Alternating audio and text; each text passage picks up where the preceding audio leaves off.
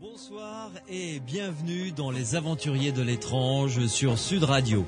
Un fer à cheval, une patte de lapin, ne pas passer sous une échelle ou encore chercher fébrilement un trèfle à 4 feuilles. Voici autant d'objets de superstition que nous connaissons tous et avec lesquels nous vivons. Ce soir, j'ai le plaisir de recevoir un des meilleurs spécialistes français dans ce domaine, Pierre Canavaggio. Bonsoir. Merci de venir nous rejoindre sur l'antenne de Sud Radio. Vous êtes l'auteur de plusieurs ouvrages traitant des superstitions, dont le dernier en date s'intitule « Guide des superstitions » avec en sous-titre « Manuel pratique, anecdotique et populaire ». C'est aux éditions Presse du Châtelet. Alors, question, je vous demanderai une réponse rapide, on aura l'occasion de développer pendant l'heure et demie qui arrive, mais êtes-vous vous-même superstitieux? Écoutez, je vais vous dire, je ne l'étais pas plus qu'un Corse moyen. Oui. C'est-à-dire très superstitieux, parce que ma grand-mère l'était. D'accord. Ma mère aussi. Bon, ma arrière-grand-mère, n'en parlons pas. Mais je le suis devenu en étudiant les superstitions, tout simplement parce qu'il y a un certain nombre de choses, de coïncidences, dirons-nous, qui sont tellement évidentes que ça vous rendrait superstitieux, le pire des mécréants ou le plus croyant. Très bien. Pierre Canavaggio avec vous durant donc l'heure et demie qui arrive. Nous allons égrener tout ce chapelet de superstitions. D'où viennent-elles? Comment naît une superstition? Est-ce qu'on peut en créer, en inventer soi-même? Parce qu'on s'aperçoit que dans sa vie, bien, il y a des concordances, des causes qui font des effets qui peuvent comme ça donner naissance à des superstitions. Alors si vous-même, vous qui nous écoutez, vous êtes superstitieux, vous avez des superstitions, vous constatez que ça marche finalement, ça vous aide dans la vie de tous les jours, eh bien votre témoignage nous intéresse. Vous pouvez nous appeler à notre standard au 0826 300 300, 0826 300 300. Morad est au standard avec nous pour recueillir vos témoignages. Vous pouvez également intervenir par le biais des SMS sur votre portable. Vous tapez Sud, vous laissez un espace, vous rédigez votre commentaire, votre question et vous envoyez le tout au 71 200. Je serai votre porte-parole auprès de mon invité Pierre Canavaggio. Mais avant de retrouver Pierre Canavaggio, je vais recevoir, vous l'avez entendu, un autre invité pour parler des superstitions dans le monde du sport. Les Aventuriers de l'étrange avec Louis Bénédit sur Sud Radio. Jean-Louis Verger, rebonsoir. Rebonsoir. Cette fois-ci, on est dans mon domaine et dans le tien également, évidemment. Oui. Alors, Pierre Canavaggio est toujours en notre compagnie. Pierre Canavaggio, les superstitions dans le monde du sport, vous ne connaissez pas trop, hein? Non, pas du tout. Voilà, alors justement, voilà. Jean-Louis Verger, qui est journaliste sportif dans notre grande maison, Sud Radio, connaît bien ce monde-là, spécialiste dans le foot, évidemment. Alors, dans le foot, il y a quand même beaucoup de superstitions, de superstitieux, il me semble. Oui, notamment les footballeurs africains. Alors, je ne sais pas si c'est lié à leur culture, mais c'est vrai que beaucoup de footballeurs africains ne rentrent pas avec le pied gauche ou le pied droit sur le terrain. Ils font attention de mettre un pied avant l'autre.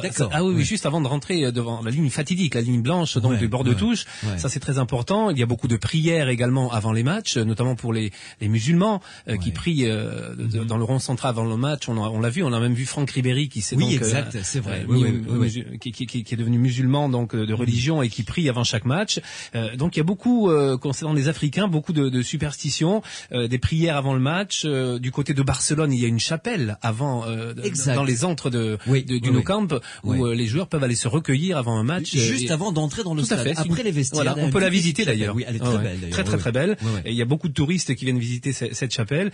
Et puis concernant les grands noms du football français, on en parlait tout à l'heure avant l'émission, Alain Giresse qui vouait... Alors qu'est-ce qu'il a Alain Giresse Alain Giresse qui vouait un culte à ses chaussures et des chaussures qu'il fallait briquer. Vraiment, c'était des bijoux parce que ce sont les instruments de travail d'un footballeur quand même, les chaussures de football. Et il en a des dizaines de paires. Et il y a des paires qui ne bougeaient pas. Il y avait une vieille paire de chaussures qu'il mettait pour ses matchs internationaux parce que cette paire-là avait gagné le match d'avant. Donc on se raccroche à plein de petits trucs comme ça. Didier Deschamps, lui, on va pas parler de ce qui se passe en dessous de la ceinture, mais il gardait le même slip qu'il l'avait avait évidemment, Ouais. mais le slip gagnant du match donc d'avant, il le regardait pour le match d'après, parce que C'est vrai? Ah oui, tout à fait. Il y C'est avait- fou, on va se nicher les superstitions. Ah, quand même. incroyable. Thierry Moreau, l'ancien joueur du Toulouse Football Club, avait dans son sac de sport, avant chaque match, des photos de ses enfants qu'il regardait assez intensément avant chaque rencontre. Et ça lui donnait une force supplémentaire avant d'entrer sur le terrain. Il y a des curiosités comme ça. Ouais. J'ai vu également qui est maintenant l'entraîneur du Betis Séville, qui a été l'entraîneur du Paris Saint-Germain, Luis Fernandez. Ouais. qui, on l'a vu d'ailleurs lors d'un match, alors je ne sais pas qui le Paris Saint-Germain recevait, mais arroser la ligne de but adverse avec une espèce de d'eau contenue dans une petite fiole, comme ça il passait le long de la ligne de l'eau de but. miraculeuse. Oui, en quelque sorte. Il y a pas très longtemps, Lyon est venu jouer à Toulouse et Gérard Rouillet, l'entraîneur lyonnais, est resté étrangement assez longtemps sur la pelouse. Et je discutais avec Elie Baup, l'entraîneur du Toulouse Football Club, qui est toujours en bout en train et qui a interpellé Gérard Rouillet en lui disant: Gérard, arrête de mettre du sel sur la pelouse, tu vas gagner ton match, rassure-toi. Donc ça va vraiment même dans le ton de la plaisanterie, mais les entraîneurs sont très superstitieux. Il y a aussi la place dans les vestiaires, c'est très important. Fabien Barthez était toujours lors des matchs importants de l'équipe de France, notamment pour la Coupe du Monde 98, il était toujours assis à côté de Zizou et il n'aurait jamais voulu que quelqu'un le déloge de cette place dans les vestiaires à côté de Zinedine Zidane. Pendant toute la Coupe du Monde, ils se sont assis à côté. Même place, côté droit des vestiaires, au fond des vestiaires à droite. Il l'a d'ailleurs dit, Fabien Barthez, si quelqu'un prenait ma place, là j'étais hors de moi, je ne me sentais plus moi-même. Donc ils se rattachent à plein de choses comme ça, les joueurs de foot. On se rappelle aussi le fameux baiser de Laurent Blanc sur le front, sur le crâne de Barthez avant chaque match important. C'est vrai. Ça a marqué, c'est une image forte de la Coupe du Monde. C'est vrai qu'il fallait gagner 7 matchs. Ils les ont gagnés, les 7 matchs.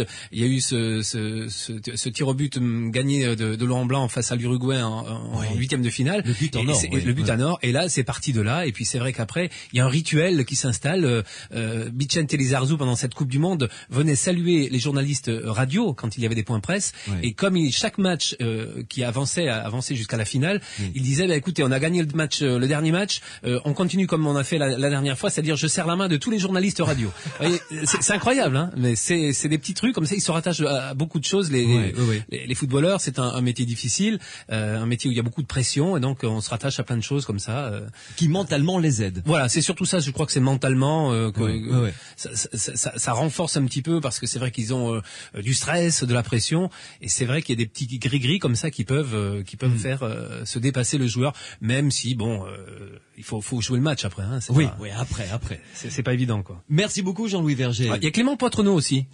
Clément Poitrenaud, l'arrière du Stade Toulousain. Oui, quand les deux équipes rentrent sur le terrain, il ne rentre pas directement au centre du terrain. Il longe la ligne de touche côté gauche et il rentre sur la ligne des 22 mètres. Alors là aussi, il y a sûrement une superstition là. À chaque fois, il fait ça. À chaque fois, il fait ça. Comme les gardiens de but qui touchent les poteaux à gauche, à droite transversale, et les deux poteaux de chaque côté. Ils se rassurent un petit peu, c'est leur jardin, c'est des petites manies difficiles ensuite. C'est difficile de s'en défaire, quoi, après. Sans ça, ils ont l'impression de ne pas y être. Voilà, c'est ça. C'est étonnant. Merci beaucoup, Jean-Louis Verger. De rien, et bonne émission. Merci beaucoup. Pierre Canavaggio, que pensez-vous de ce que nous a dit Jean-Louis Verger? C'est fou, ce besoin quand même. Et s'ils ne le font pas, Jean-Louis a été très clair, ils ne se sentent pas bien. Mais, moi, ça me paraît une bonne précaution d'être superstitieux, si vous voulez, pour les sportifs comme pour tout le monde. Les superstitions, à la vérité, c'est pour vous garantir contre le mauvais sort. Ce sont des signes qui vous avertissent que vous risquez d'avoir un pépin. Si on y croit, on les respecte. Si on les respecte, on risque d'éviter le pépin, tant mieux. On parlait de votre spécialiste sportif qui est drôlement calé là-dessus, parlait des Noirs. Mais vous savez, les joueurs italiens, espagnols, portugais, ils embrassent la médaille de la Vierge, ils se sucent le pouce. Ils ont des pratiques religieuses qui sont complètement superstitieuses. Et tant mieux pour eux si ça les fait mieux jouer. Écoutez, et beaucoup se signent avant d'entrer sur le terrain. Oui. Ça, c'est en revanche le geste que l'on voit le plus traditionnellement. Bien sûr. Et pourquoi pas? Après tout, c'est vrai. Vous savez, il y a un grand sociologue qui a dit, c'est Duvigneau. Et Duvigneau dit, si les superstitions apportent du bonheur et déjoue les mauvais coups du sort. Et si ça fait du bien aux gens, pourquoi ne serait-il pas superstitieux? Oui, c'est vrai. C'est tout. Ça pousse pas au mal, les superstitions. C'est la magie noire, c'est autre chose. Mais les superstitions, vous savez, c'est très bien. Moi, je suis pour. Voilà. Alors, Pierre Canavaggio, Ouais. dites-moi un petit peu, parce que vous avez travaillé depuis plusieurs dizaines d'années sur ce dossier des superstitions, que ce soit en France et ailleurs dans le monde d'ailleurs. Savez-vous, est-ce que les superstitions sont nées depuis que l'homme marche sur ses deux pattes?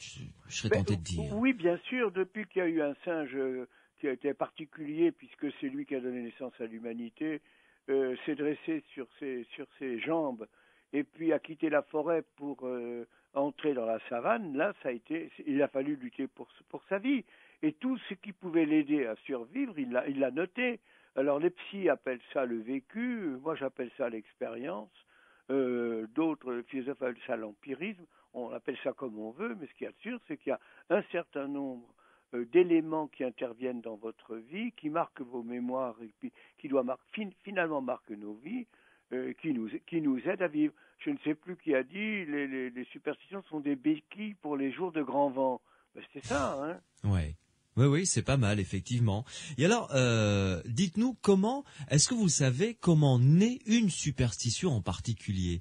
Comment est-ce qu'elle naît? Est-ce qu'elle évolue? Alors, il y a plein de superstitions et il y a plein de manières de naître, si vous voulez. Disons que, principalement, dès que l'homme est apparu sur Terre et puis qu'il a commencé à réfléchir que le soleil se couchait à gauche et puis qu'il se levait à droite, et puis qu'il y avait la lune qui venait, qui disparaissait, etc., qu'il a commencé à se dire qu'il était plus ou moins victime ou aidé par tous ces signes que lui adressait la vie sur Terre, il a réfléchi à tout ça. Et c'est comme ça que les mythes sont nés à l'époque où les continents n'avaient pas explosé, si vous voulez, il n'y avait pas eu la dérive des continents, il y avait une terre, un continent énorme, puis qui s'est fragmenté, qui a donné l'Europe, qui a donné l'Amérique, du Nord et du Sud, l'Australie, enfin bon, le monde tel qu'on le connaît maintenant, si bien qu'on retrouve dans toutes les parties du monde les mêmes superstitions reposant sur les mêmes mythes. Il y a un côté universel comme ça. Ah, complètement.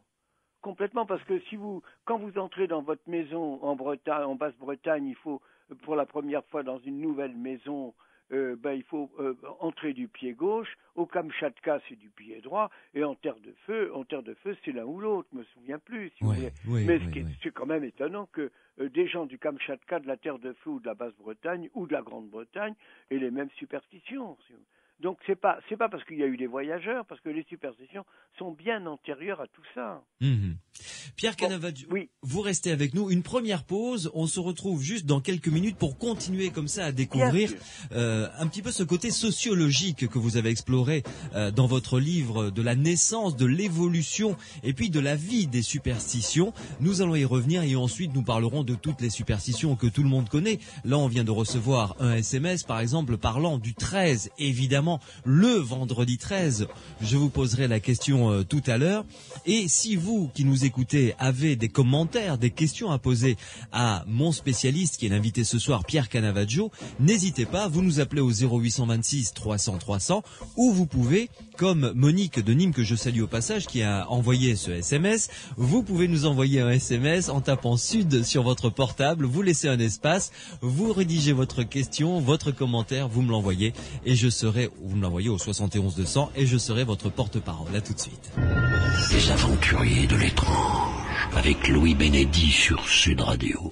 Et mon invité ce soir pour parler des superstitions, il s'agit d'un des meilleurs spécialistes français dans ce domaine, Pierre Canavaggio, qui vient de publier Guide des superstitions aux presses du Châtelet. Pierre Canavaggio, revenons donc sur la vie d'une superstition, comment est-ce qu'elle naît, par qui est-elle portée, d'ailleurs par qui il n'est pas question d'être intelligent ou pas, d'être fin ou pas, subtil ou pas. Je veux dire, la superstition touche toutes les couches sociales finalement. Hein. Il y a un exemple qui est très caractéristique. On vous entend très très loin là. Ah bon, pardonnez-moi. Voilà, là, on vous a retrouvé. Très bien. Pardonnez-moi. Oui, je vous en prie.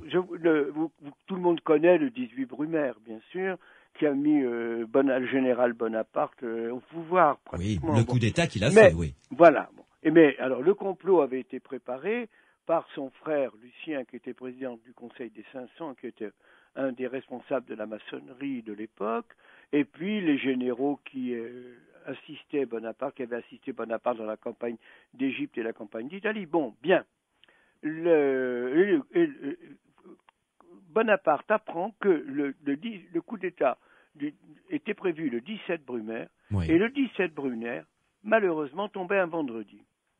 Et tout Corse qui se respecte, tout Italien, tout Sicilien, tout Méditerranéen chrétien, sait qu'on n'entreprend rien un vendredi, parce que c'est le jour où le Christ est mort. Ah, Donc bon. c'est un jour qui porte malheur, même si c'est le jour de l'amour. Bon, et on y reviendra. Oui, parce que c'est Vénus, oui, vendredi c'est Vénus, oui, tout à fait. Voilà, et on y reviendra à propos du vendredi 13, si vous voulez. Ah oui, oui. Mais là, quand Bonaparte, il n'était pas encore Napoléon, a entendu ça, il a dit on reporte au lendemain, au samedi 18. Tout le monde a hurlé, son frère le premier, en disant c'est de la folie, tout est prêt pour ce jour-là, demain ça risque le samedi ça risque de capoter. Et Napoléon, qui était quand même pas un imbécile, le moins qu'on puisse dire, a dit je hais les esprits forts. Et il a dit on ne me fera rien faire un vendredi. Voilà. Et il a eu raison. Le complot a réussi le samedi, ça a été le 18 Brumaire. Alors quand vous voyez un homme de ce niveau-là, comme Einstein, si vous voulez, qui sont des gens quand même tout à fait hors normes, être superstitieux, on se dit qu'on peut l'être sans se sentir coupable. Oui, oui, oui. Ni bête, ni demeuré. Et alors, puisque vous avez cité le vendredi, Oui. revenons à ce SMS qu'une auditrice nous a envoyé qui dit « Mon oncle n'aimait pas le 13 et il est mort un vendredi 13 écrasé par un train. Il traversait à vélo et il s'est fait attraper par un train un vendredi 13. » Mais il n'a pas eu de peau. Ah non, c'est le moins que l'on puisse dire. Surtout que c'est une mort épouvantable. Non, alors voilà, il faut séparer les deux choses. Il y a le vendredi et 13. Si on va commencer par vendredi, on sait maintenant que le vendredi est négatif à cause du fait que le Christ est mort un vendredi. D'accord. Bien. Bon. Donc c'est un signe négatif. Voilà, c'est un jour bien funeste. retenir ça. Ouais, Bien négatif. ouais. Mmh. Le 13 ne portait plutôt malheur parce que ce que redoute l'homme en général, c'est l'inconnu. Bon. À l'époque, on comptait par 12. On était sur une base 12. Maintenant, on est dans le système décimal sur une base décimale 10. Oui. Bon. C'est-à-dire que le 13, on commençait une nouvelle douzaine. C'était donc un saut dans l'inconnu. 13 représentait la nouvelle douzaine. Oui. Et donc, les optimistes disaient ça ne peut pas être pire que la douzaine précédente, et les pessimistes disaient ça va être dramatique. Donc, si vous voulez, voilà le pourquoi le 13 a commencé à porter malheur dans l'esprit des gens. Voilà, si vous voulez. Alors, le vendredi 13, si vous voulez, c'est pour ceux qui considèrent que le 13 porte malheur, c'est donc un signe, c'est un chiffre négatif, un nombre négatif. Oui. Alors, vous savez qu'en algèbre, moins par moins, ça donne plus. Donc, le vendredi 13 est le seul vendredi qui porte bonheur parce que moins par moins, ça fait plus. D'accord.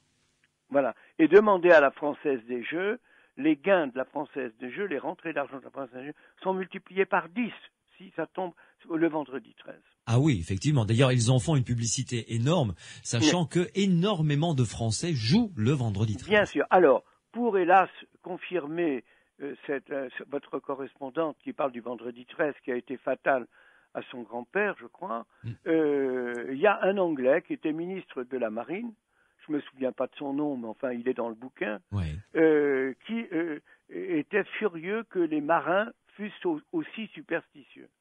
Alors, un jour, il a décidé qu'il bâtirait, il ferait construire une frégate qu'il appellerait Friday, vendredi en anglais. Bon.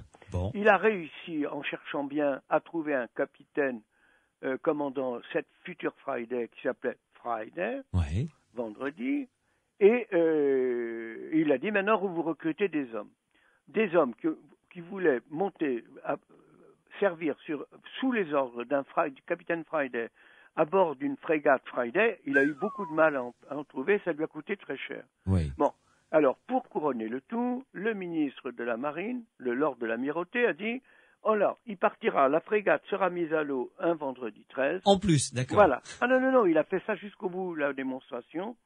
Et alors, la frégate est sortie du port. À la sortie du port, elle a coulé. D'accord. Voilà. Alors, comme ça, au moins... Voilà. Qu'est-ce que vous voulez que je vous dise? Il n'y a rien de plus à ajouter. Hein. Oui.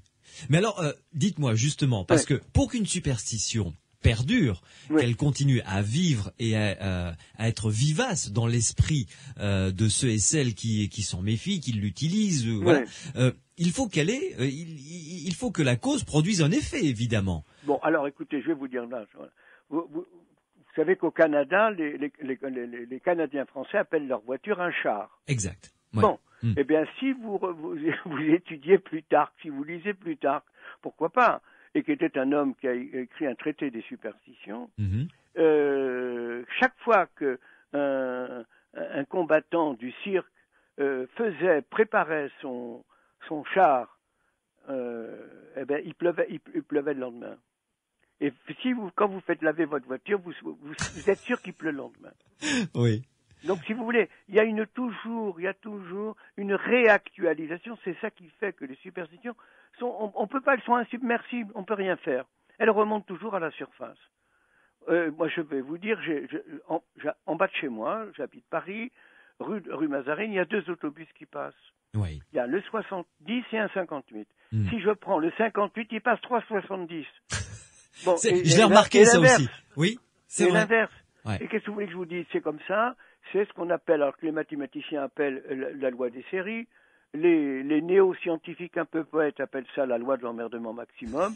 et les gens qui croient aux superstitions, ou qui croient à l'existence des superstitions, vous disent que c'est l'attraction magique. Quand vous êtes en retard, tout vous met en retard. Quand vous êtes en avance, tout vous met en avance. C'est vrai aussi. Ben oui, qu'est-ce que vous voulez que je vous dise? Je suis désolé de vous dire autant de vérité, mais c'est comme ça, quoi. Mais il y a bien, donc vous êtes en train de nous dire que les superstitions sont basées que sur la vie, sur l'expérience. Sur l'expérience, c'est tout. Oui. Et oui, bien sûr. Si vous voulez, les psys appellent ça le vécu. Moi, je préfère parler de l'expérience, si vous voulez, quoi. Oui, tout à fait, Parce qu'on peut passer à côté de son vécu. Mais l'expérience, ça vous marque généralement. On s'en souvient. En règle générale. Voilà. Et alors, vous avez recensé, toujours dans le début de votre livre, énormément de grands noms de l'histoire française qui étaient superstitieux et qui faisaient attention à ces signes. Mais bien sûr, parce que, si vous voulez, Zola, on peut être par un exemple, grand homme et remarquer que les choses qui nous arrivent, hein. Oui, bon, tout à je vous fait. dis, Napoléon avait un certain nombre de... Il y a tout un livre qui fait 400 pages qu'un de mes amis m'a offert sur les superstitions de Napoléon. Je vais vous dire, c'est au point que je pense faire un livre sur les superstitions des grands hommes. Ah oui, vous citez par exemple Émile Zola. Je ne savais pas qu'il était superstitieux. Mais bien sûr. Non, mais regardez. Prosper Mérimée, Schubert, quand même, c'est... Non, mais un type comme Gabriele D'Annunzio, qui est un grand poète italien, qui était un homme remarquablement intelligent et d'un grand séducteur, pendant toute l'année 1913, il a daté son courrier 1912 plus 1.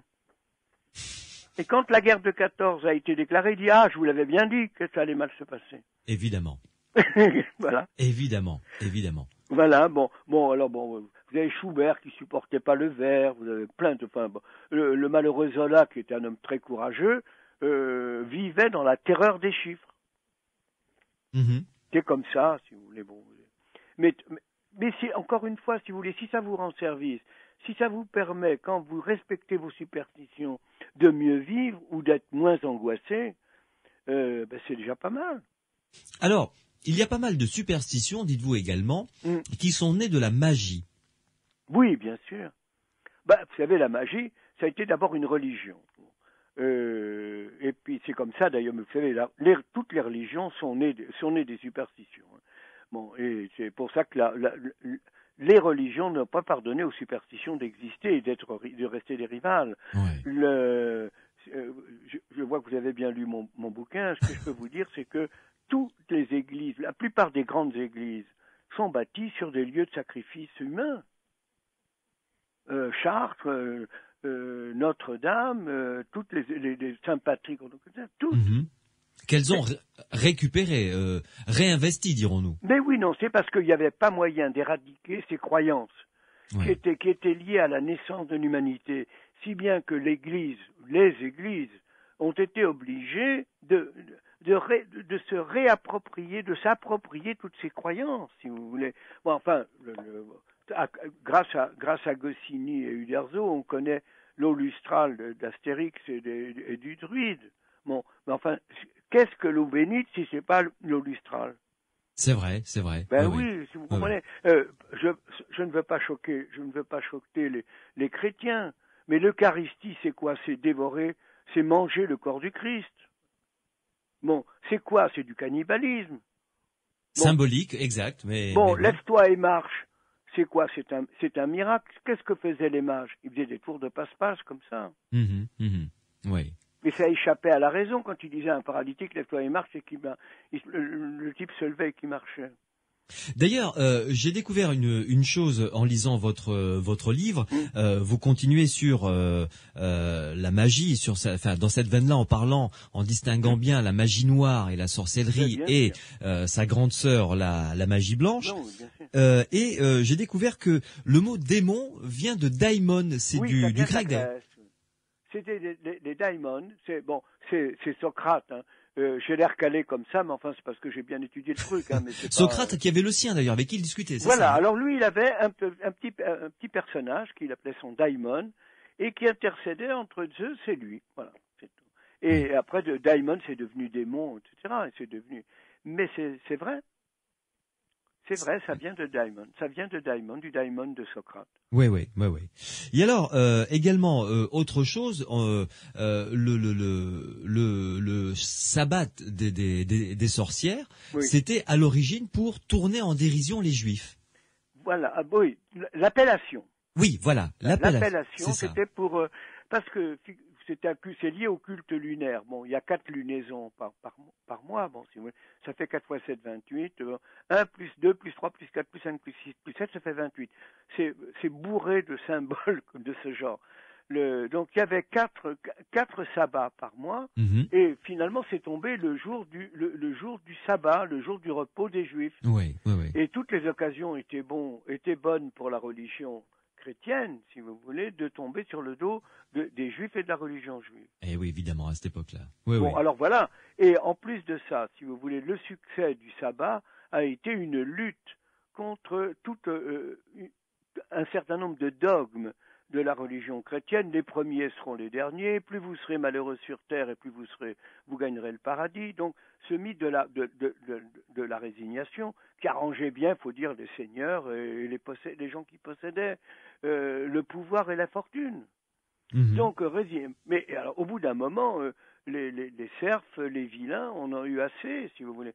Et alors, ils sont allés se moquer de Dieu, pas devenir inféodés au diable, mais ils sont allés se moquer de Dieu, qui ne les aidait pas du tout, et qui réservait tous leurs bienfaits aux possédants, aux seigneurs. Oui, c'est une analyse politique finalement de ces événements-là qui se déroulaient au plus profond du Moyen-Âge, tout à fait pertinente. Ben c'est les jacqueries, c'est Jacques le Croquant. Oui, c'est ça. Si vous voulez, alors, c'est devenu le cinéma du samedi soir à l'époque. Il y avait des jolies femmes qui se déboutonnaient du bas. Après tout, si elles avaient des jolies hanches, pourquoi pas.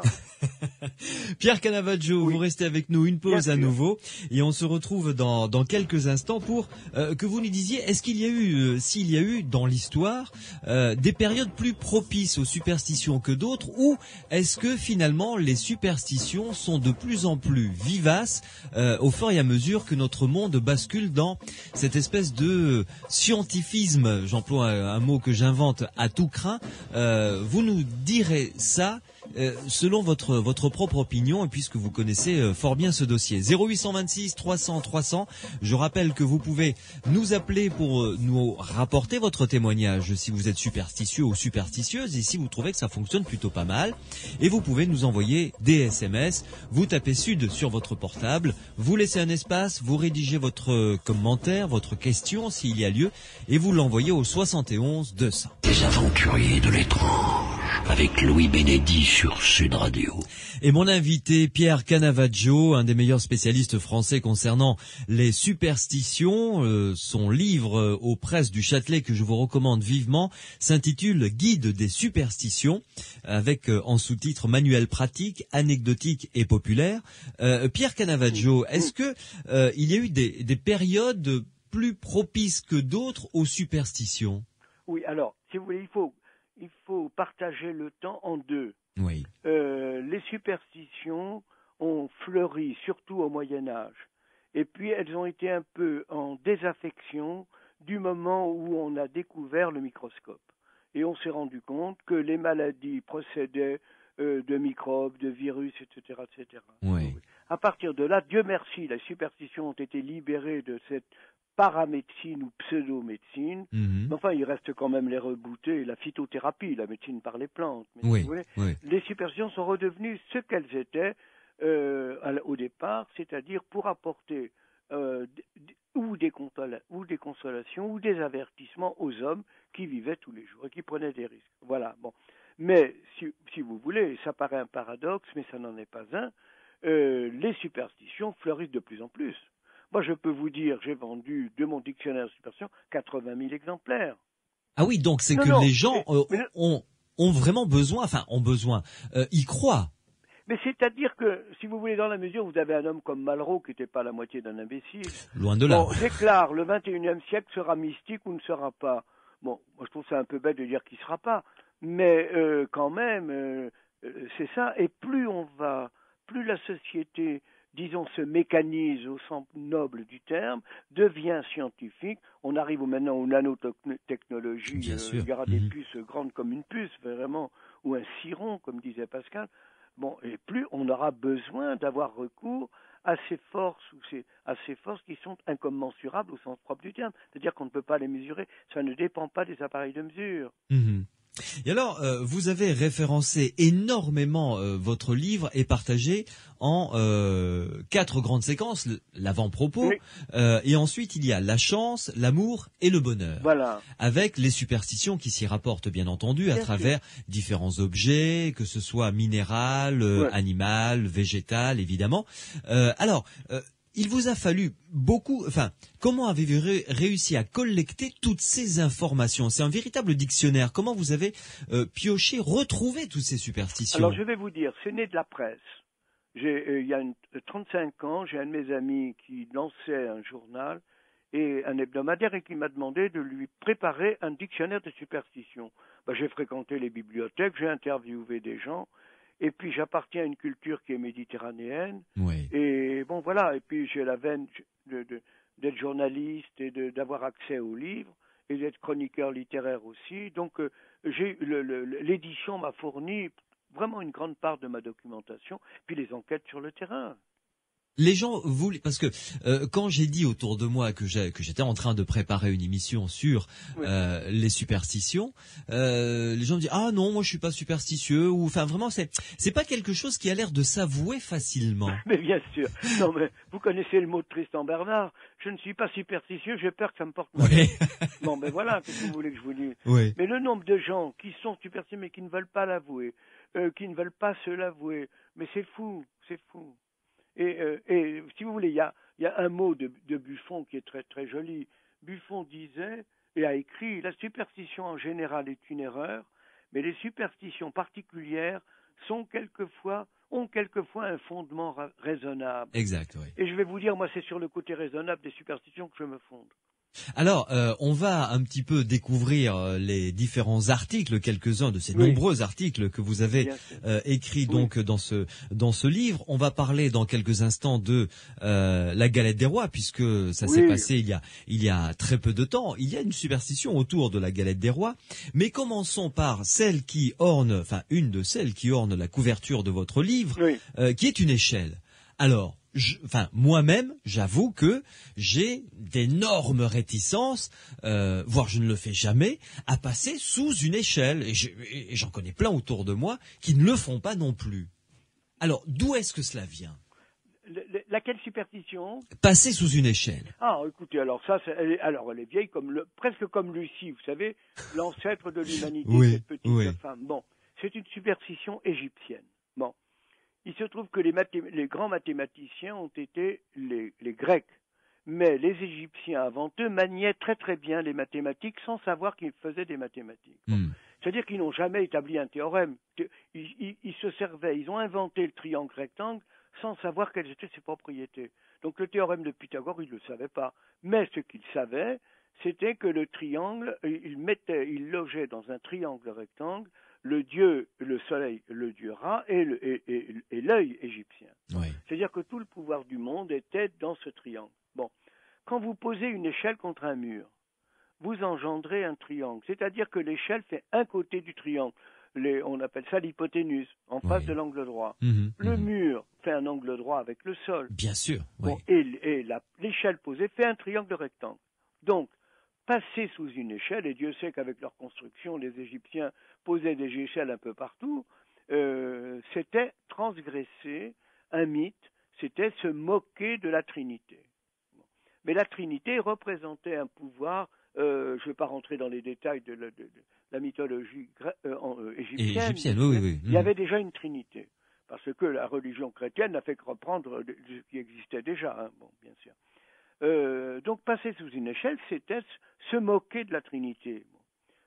Quand la religion chrétienne s'est installée, ils ont essayé de récupérer pas mal de superstitions, mais celle-là, ils ont été obligés vraiment de la récupérer. Et la Trinité, c'est devenu la Trinité chrétienne. Vous passez sous une échelle, vous transgressez l'empereur, la femme et son petit prince. Pour citer la chanson, effectivement. Non, mais je préfère citer ça que de parler de la Vierge, etc. Oui. Bon, et c'est ça, je vous dis, comme vous m'avez demandé tout à l'heure comment naissaient les superstitions, c'est d'abord la transgression d'un mythe. C'est ça qui est fondamental. Ensuite, ce sont des événements fortuits qui se reproduisent et qui ont la même cause, même effet, si vous voulez. Vous mettez votre chandail 3 fois de suite à l'envers ou devant derrière, vous loupez une marche, ben vous vous dites ça me porte malheur de mettre mon chandail à l'envers. Vous faites attention la prochaine fois. Oui. Bon, et c'est ça, si vous voulez. Toutes les superstitions, je vous dis, sont fondées sur les mythes et sur l'expérience. Et donc cette superstition-là de passer sous une échelle dont vous venez de nous décrire l'origine, le fait que ça transgresse un mythe, c'est-à-dire que ce soit quelque chose d'enraciné très profondément dans la conscience collective humaine, c'est ça qui fait que cette superstition dure longtemps finalement. Mais bien sûr. Ben écoutez, l'inconscient collectif, on ne va pas revenir à Jung. Mais enfin, ça a été la grande découverte du XXe siècle, l'inconscient collectif, et les superstitions entrent pour une bonne part. Parce que, si vous voulez, une part importante de la morale humaine, qu'elle soit occidentale ou orientale, repose sur des superstitions. Oui. Ça porte pas bonheur de faire ceci, de faire cela. C'est vrai. Ouais. Et je me souviens d'ailleurs, à titre personnel, quand j'étais petit chez mes grands-parents, il m'est arrivé une fois ou deux, sans le faire exprès, évidemment, de mettre le pain à table, parce que je mettais la table évidemment, de mettre le pain à l'envers, vous savez. Voilà. Et ma grand-mère immédiatement, plaf, remettait le pain à l'endroit, me disait malheureux, mon drôle, fais plus jamais ça. C'est parce que les boulangers, vous savez que les communes, les banalités, nourrissaient le bourreau. Et alors le boulanger, quand il préparait les pains, réservait le pain du bourreau. Mais pour pas qu'on le confonde avec celui des autres, qui n'étaient pas bourreaux, il mettait le pain du bourreau sur le dos. D'accord. Voilà. Tout comme on fait la croix sur le ventre du pain avant de le couper. Exact, oui. Voilà, vous vous souvenez de ça? Ma grand-mère le faisait, puis, mais bien sûr. Et alors, ce qui se passe, à ce moment-là, le diable, qui est dans le pain, parce qu'il est partout, le diable. Bon, bien sûr, il n'est pas que dans l'esprit des femmes, adultère ou pas. Et le diable va se réfugier dans le crouton, si bien qu'on ne donne jamais le crouton à un ami. Et on ne le mange pas. On le met à côté, on le donne aux poules. Ah, d'accord. Ah, ça, j'ignorais. Oui, d'accord. Ça vous étonne pas ce que je vous dis? Ah, écoutez, non, moi, signer le pain sur le ventre, ça, ma grand-mère le faisait systématiquement, avant de couper le pain, et mettre le pain de manière, à l'endroit, quoi, si je veux dire. Et alors, en plus ça, il y a une superstition, je ne vais pas dire mondaine, mais sociétale qui est tout à fait amusante, c'est que il y a un vieux proverbe paysan et qui frise la superstition qui dit quand une femme pose un pain à l'envers, ça veut dire qu'elle va gagner sa vie en se mettant sur le dos. Ah oui aussi, c'est vrai, c'est vrai. Oui. Oui. Il y en a qui font ça, c'est leur métier. Oui, non, mais après c'est autre chose. Mais c'est vrai que je me rappelle que mon grand-père me disait on gagne notre pain honnêtement. Eh bien voilà. Donc ça faisait référence exactement à ce que vous venez de dire. Ben oui, remarquez que si les prostituées prennent le prix qu'elles méritent, c'est d'une manière honnête aussi. C'est tout à fait vrai. Il y a un SMS qui vient d'arriver qui nous dit en Espagne on considère souvent le mardi 13 comme portant malheur. Ah ça je connais pas. Voilà, donc vous voyez. Pardonnez-moi, je connais pas. Non, mais ne serait-ce que passer, voyez-vous, la barre des Pyrénées finalement, et elle est pas si loin que ça. Du vendredi 13, chez eux, c'est le mardi 13 qui porte malheur. Alors je ne sais pas pourquoi mardi porte malheur, c'est le jour de Mars. Oui, le dieu de la Je guerre. ne vois pas pourquoi ça, mais pourquoi pas. Hein. Oui. Il y a, vous savez, un bon nombre de superstitions qui nous viennent d'Espagne. Une des plus horribles, c'est l'opale, la pierre l'opale. Il y a une opale qui a fait des ravages dans la famille régnante d'Espagne. Alphonse XII a hérité une opale et puis comme il était libre penseur, il a porté cette chevalière avec l'opale dans le chaton en disant il m'arrivera rien. Tu parles, sa femme est morte, ça c'était pas plutôt trop désagréable pour lui, mais lui est mort et tous les gens sont morts jusqu'à ce que ça revienne à une régente qui très sagement a donné l'opale, l'a enfilé sur un doigt d'une vierge noire, je ne sais plus dans quelle église d'Espagne, et là personne n'a osé la voler, et là elle a perdu son pouvoir maléfique. Oui. Ah, j'ignorais cette histoire. Oui, c'est pas bien grave parce que vous direz pas voler l'opale. Non, certes non. Bon. Sachant ce que vous venez de me dire, non, sûrement pas. Pierre Canavaggio, vous restez avec nous, une pause à nouveau, et on va finir par dire quand même, parler de la galette des rois, parce que j'en ai parlé là. Oui, je vous en prie. Oui, oui. Il y a un petit quart d'heure, donc une pause, et on se retrouve donc dans quelques instants pour continuer à découvrir avec vous les différents objets. On parlera également du parapluie et le fait qu'il ne faille pas ouvrir un parapluie à l'intérieur, ça porte malheur, semble-t-il. On y reviendra avec vous dans quelques instants. Si vous avez envie de poser des questions à Pierre Canavaggio, qui est mon invité ce soir, et je vous le rappelle, un des spécialistes français des superstitions, n'hésitez pas. Vous pouvez nous appeler, confier vos questions à Morad qui est au standard, au 0826 300 300, ou nous raconter une anecdote que vous avez vécue autour de la superstition, ou nous envoyer un SMS, vous tapez Sud sur votre portable, vous laissez un espace, vous rédigez votre question, comme l'ont fait les auditeurs qui m'ont envoyé des SMS depuis le début de cette émission, et vous envoyez le tout au 71 200. Les aventuriers de l'étrange, avec Louis Bénédy sur Sud Radio. Ce soir, nous parlons des superstitions avec mon invité Pierre Canavaggio, qui est l'auteur du guide des superstitions aux éditions Presse du Châtelet. Pierre Canavaggio, parlons de la galette des rois, puisque ça s'est passé donc il n'y a pas longtemps. On a tous fait des crêpes, et d'ailleurs en faisant des crêpes, tiens... ben non, ça c'est la pièce d'or dans la main. Voilà, c'est ça. Mais on en reparlera après. Non, la galette des rois, bien sûr. Ben ça vous donne des signes avant-coureurs, si vous voulez. Vous connaissez bien sûr la tradition qui consiste à faire passer le plus jeune de l'assemblée sous la table, et de distribuer comme ça, sans savoir quel morceau on a découpé, de le destiner aux gens qui partagent cette galette des rois. Exactement. Bien. Et là, il y a le Jésus ou il n'y a pas le Jésus. Comment on appelle ça, la fève. Oui, voilà, la fève. Moi, j'appelle ça un Jésus. Enfin. Ah bon, d'accord. Comme ça.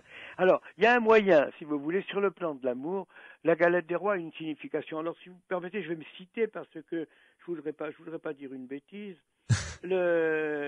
Alors, pour savoir comment se porte une personne aimée qui se trouve au loin au moment où l'on fête les rois, on conserve sa part de galette dans un placard. L'état dans lequel celle-ci se trouve 3 jours plus tard, c'est-à-dire le temps que le Christ a mis pour ressusciter. C'est la lune noire qui disparaît du ciel. Bon, c'est la même chose, c'est 3 jours, c'est très important. Alors, 3 jours plus tard, montre l'état de son cœur. Si la galette est terne, c'est mauvais signe, loin des yeux, loin du cœur. Si elle est restée brillante, l'amour l'habite toujours. Voilà. Et pour la fève ou le Jésus, Oui. une jeune mariée qui découvre la fève dans la part de galette des rois qu'elle a tirée au hasard, ou qu'on lui a destiné au hasard, bien sûr, Oui, oui. aura un Jésus, C'est-à-dire un enfant. avant la fin de l'année, et ce sera un garçon. Très bien. Voilà. Et c'est imparable. Oui. Mais voilà. Ça, Bon. et ça marche à tous les coups. Écoutez, ça serait pas resté dans l'inconscient collectif, si vous voulez, si ça marchait pas souvent. C'est vrai. À tous Oui, les oui. coups, j'ose pas vous le dire. Oui, oui, Mais ça marche souvent. oui. Et Alors, l'histoire des crêpes. alors voilà, oui. Bon, ça,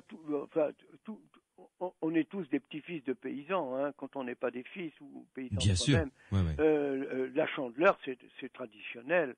Et comme les Français adorent les pièces d'or, même les plus pauvres en avaient une, si vous voulez. Et la tradition voulait de faire sauter 3 crêpes avec une pièce d'or dans la main, ou gauche ou droite, selon qu'on était gaucher ou droitier.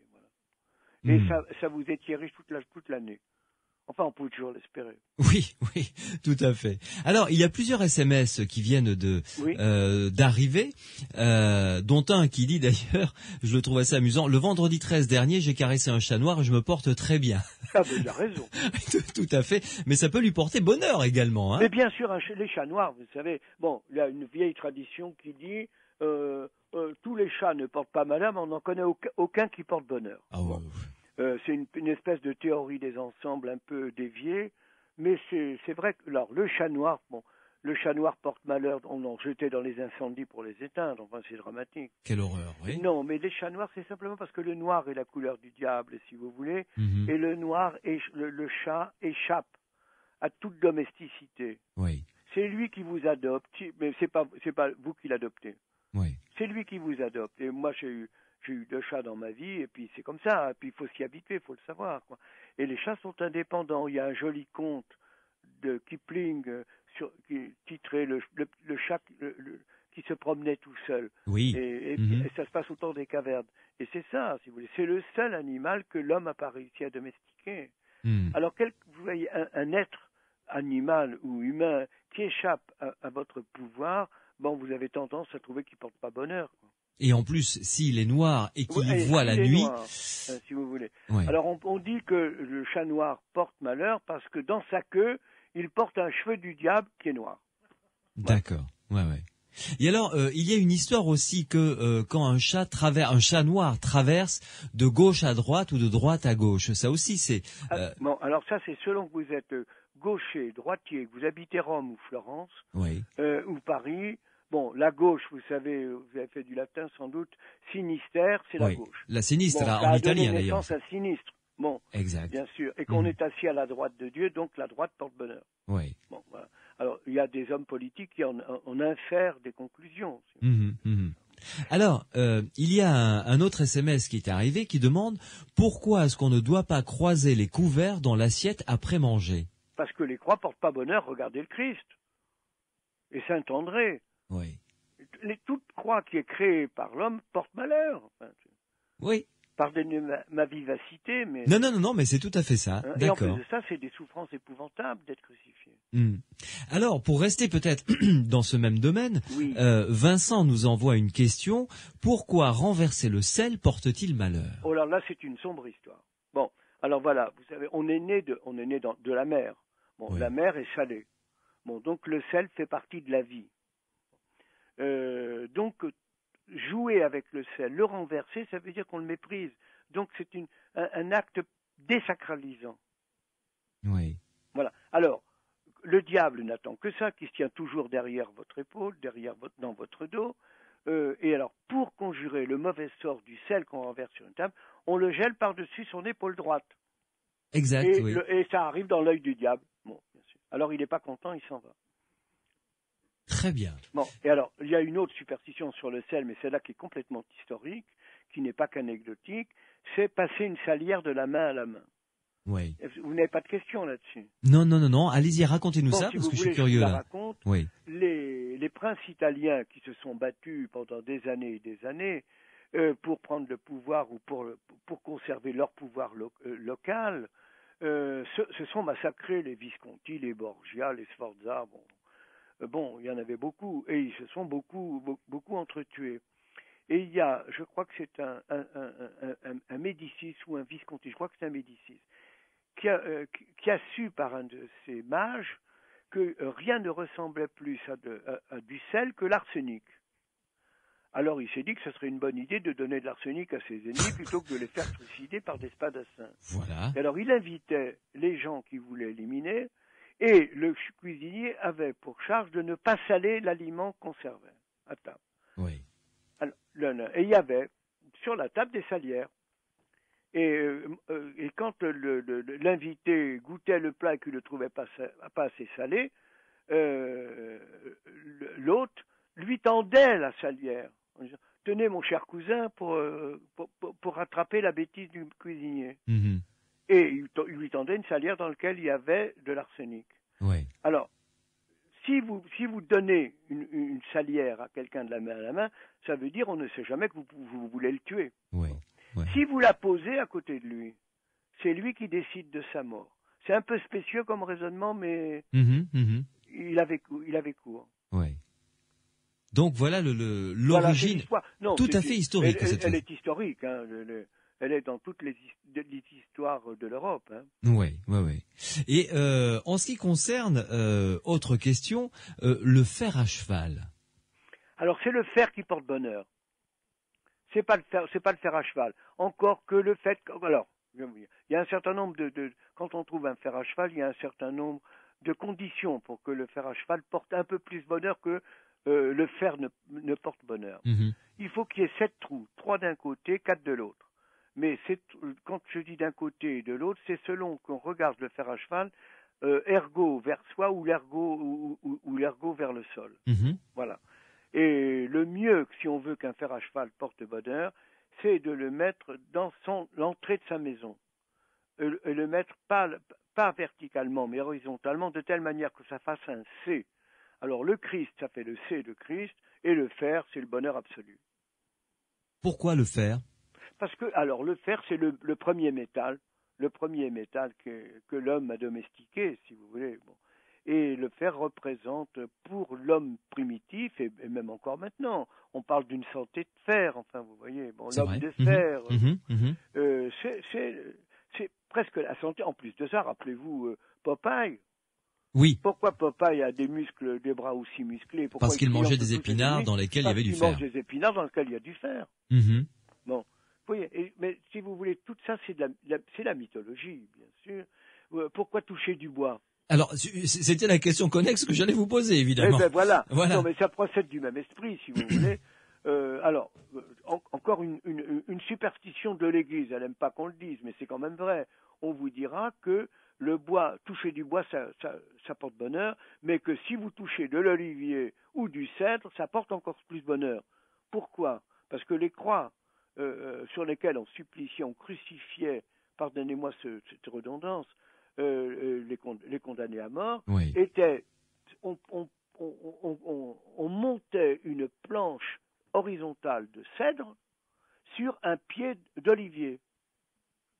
D'accord. Or, comme c'est sur un olivier avec une barre transversale en cèdre qu'on a crucifié le Christ, voilà d'où est née la superstition chrétienne. Mm-hmm. Mais à la vérité, le bois plantant ses racines dans le sol, était habité par un dieu qui s'appelait le dieu Attar, et qui circulait dans l'arbre par la sève. Oui.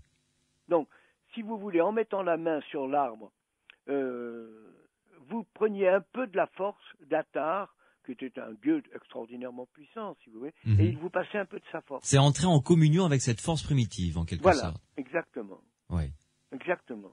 Et c'est pour ça qu'on dit, toucher du bois porte bonheur. Quoi. Voilà, mais d'un autre côté, les forêts et les arbres, les arbres dans une forêt portent malheur. Pourquoi? Parce qu'ils ont leurs racines plantées là, très près de l'enfer. Rappelez-vous la divine comédie, j'errais dans une forêt obscure, et c'est l'entrée de l'enfer. Exact. Vous qui entrez là, n'ayez plus aucune espérance. Tout à fait. Pierre Canavaggio, oui. Une pause à nouveau et on va se retrouver pour parler d'amour et parler de Pierre précieuses ou semi-précieuses qui peuvent aider alors soit à retrouver l'amour, à le conserver ou à savoir où en est l'autre ou à le provoquer. Vous nous direz ça parce que ça tient une large partie dans votre livre. À tout de suite. Les aventuriers de l'étrange avec Louis Bénédy sur Sud Radio. Et mon invité est Pierre Canavaggio, spécialiste des superstitions, auteur de nombreux livres dont le dernier en date qui a pour titre Guide des superstitions. Ces 2 éditions Presse du Châtelet. D'ailleurs, j'en profite pour vous dire que il est 23h, passé de quelques broutilles de minutes. Si vous avez raté la première heure, eh bien, vous savez que à partir de mardi, vous pouvez sur le site internet psyland.org réécouter toute cette émission dans son intégralité, la télécharger également si vous le voulez. Donc je vous redonne le site internet où vous allez retrouver d'ailleurs toutes les émissions Les Aventuriers de l'étrange depuis le mois d'avril 2006. Donc c'est psyland.org. C'est psyland.org, psyland.org. Pierre Canavaggio, parlons un petit peu maintenant à proprement parler, d'amour et de pierres précieuses et de pierres tout court, parce que il y a beaucoup de gens qui fabriquent eux-mêmes, ou des gens qui fabriquent des porte-bonheur, et les pierres précieuses en font partie évidemment. Pardon ? Les pierres précieuses en font partie, les pierres. Bien sûr. Comme le saphir, par exemple. Oui, bien sûr. Mais vous savez, il n'y a pas que les pierres précieuses. Hein. Si on parle de porte-bonheur, je vais vous dire, il y a une femme merveilleuse qui s'appelle Béatrice Beck. Ça s'écrit avec un X et le X ne se prononce pas. Elle m'a dit ça un jour. Je lui parlais, je lui demandais, est-ce que vous êtes superstitieuse, Béatrice? Et elle m'a dit, je ne sais pas, mais j'ai trouvé dans les affaires de ma mère, à sa mort, un médaillon qui était vide. Et j'ai mis dedans, dans ce médaillon qui était vide, la queue d'un petit lézard que j'ai attrapé, la queue m'est restée dans les mains. Et je l'ai mise dans le médaillon, et elle me dit, il me porte bonheur parce que je le porte avec bonheur. Donc c'est elle qui s'est fabriqué son propre porte-bonheur en quelque sorte. Voilà, et alors on en revient à ce que vous disiez tout à l'heure, les superstitions qu'on se crée sont les meilleures, les talismans qu'on se crée sont les meilleurs, les porte-bonheur que l'on se crée sont les meilleurs. C'est même pas discutable. Oui. Alors les saphirs, bien sûr, il y a des propriétés superstitieuses à chaque pierre, si vous voulez. Mais vous pouvez investir d'un pouvoir superstitieux bénéfique si vous y croyez.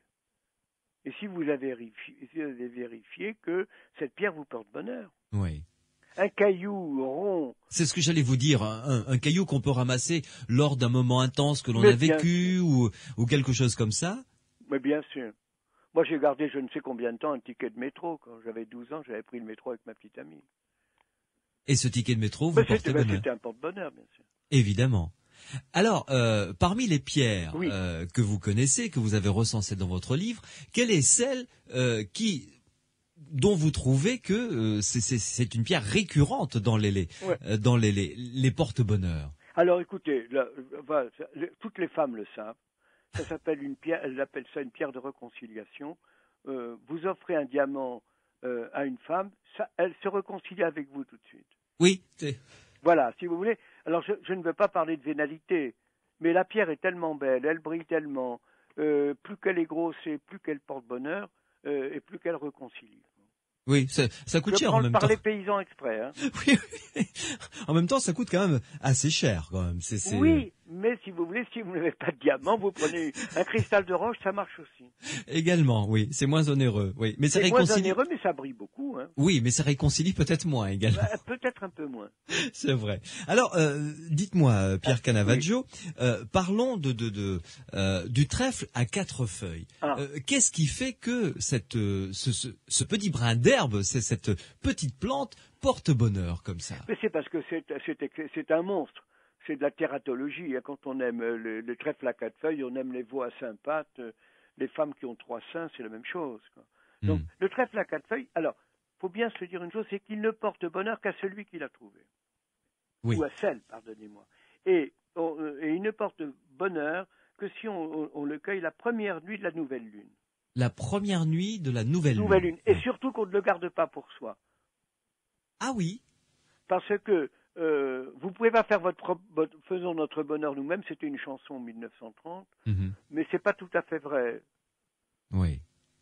Enfin, je veux pas parler d'onanisme, hein, c'est pas... Non, vous de avez ça, bien compris. de ça, Bon, tout à fait alors quand d'accord. vous offrez un trèfle à 4 feuilles à un couple, alors tenez-vous bien, le couple aura 4 garçons et 4 filles.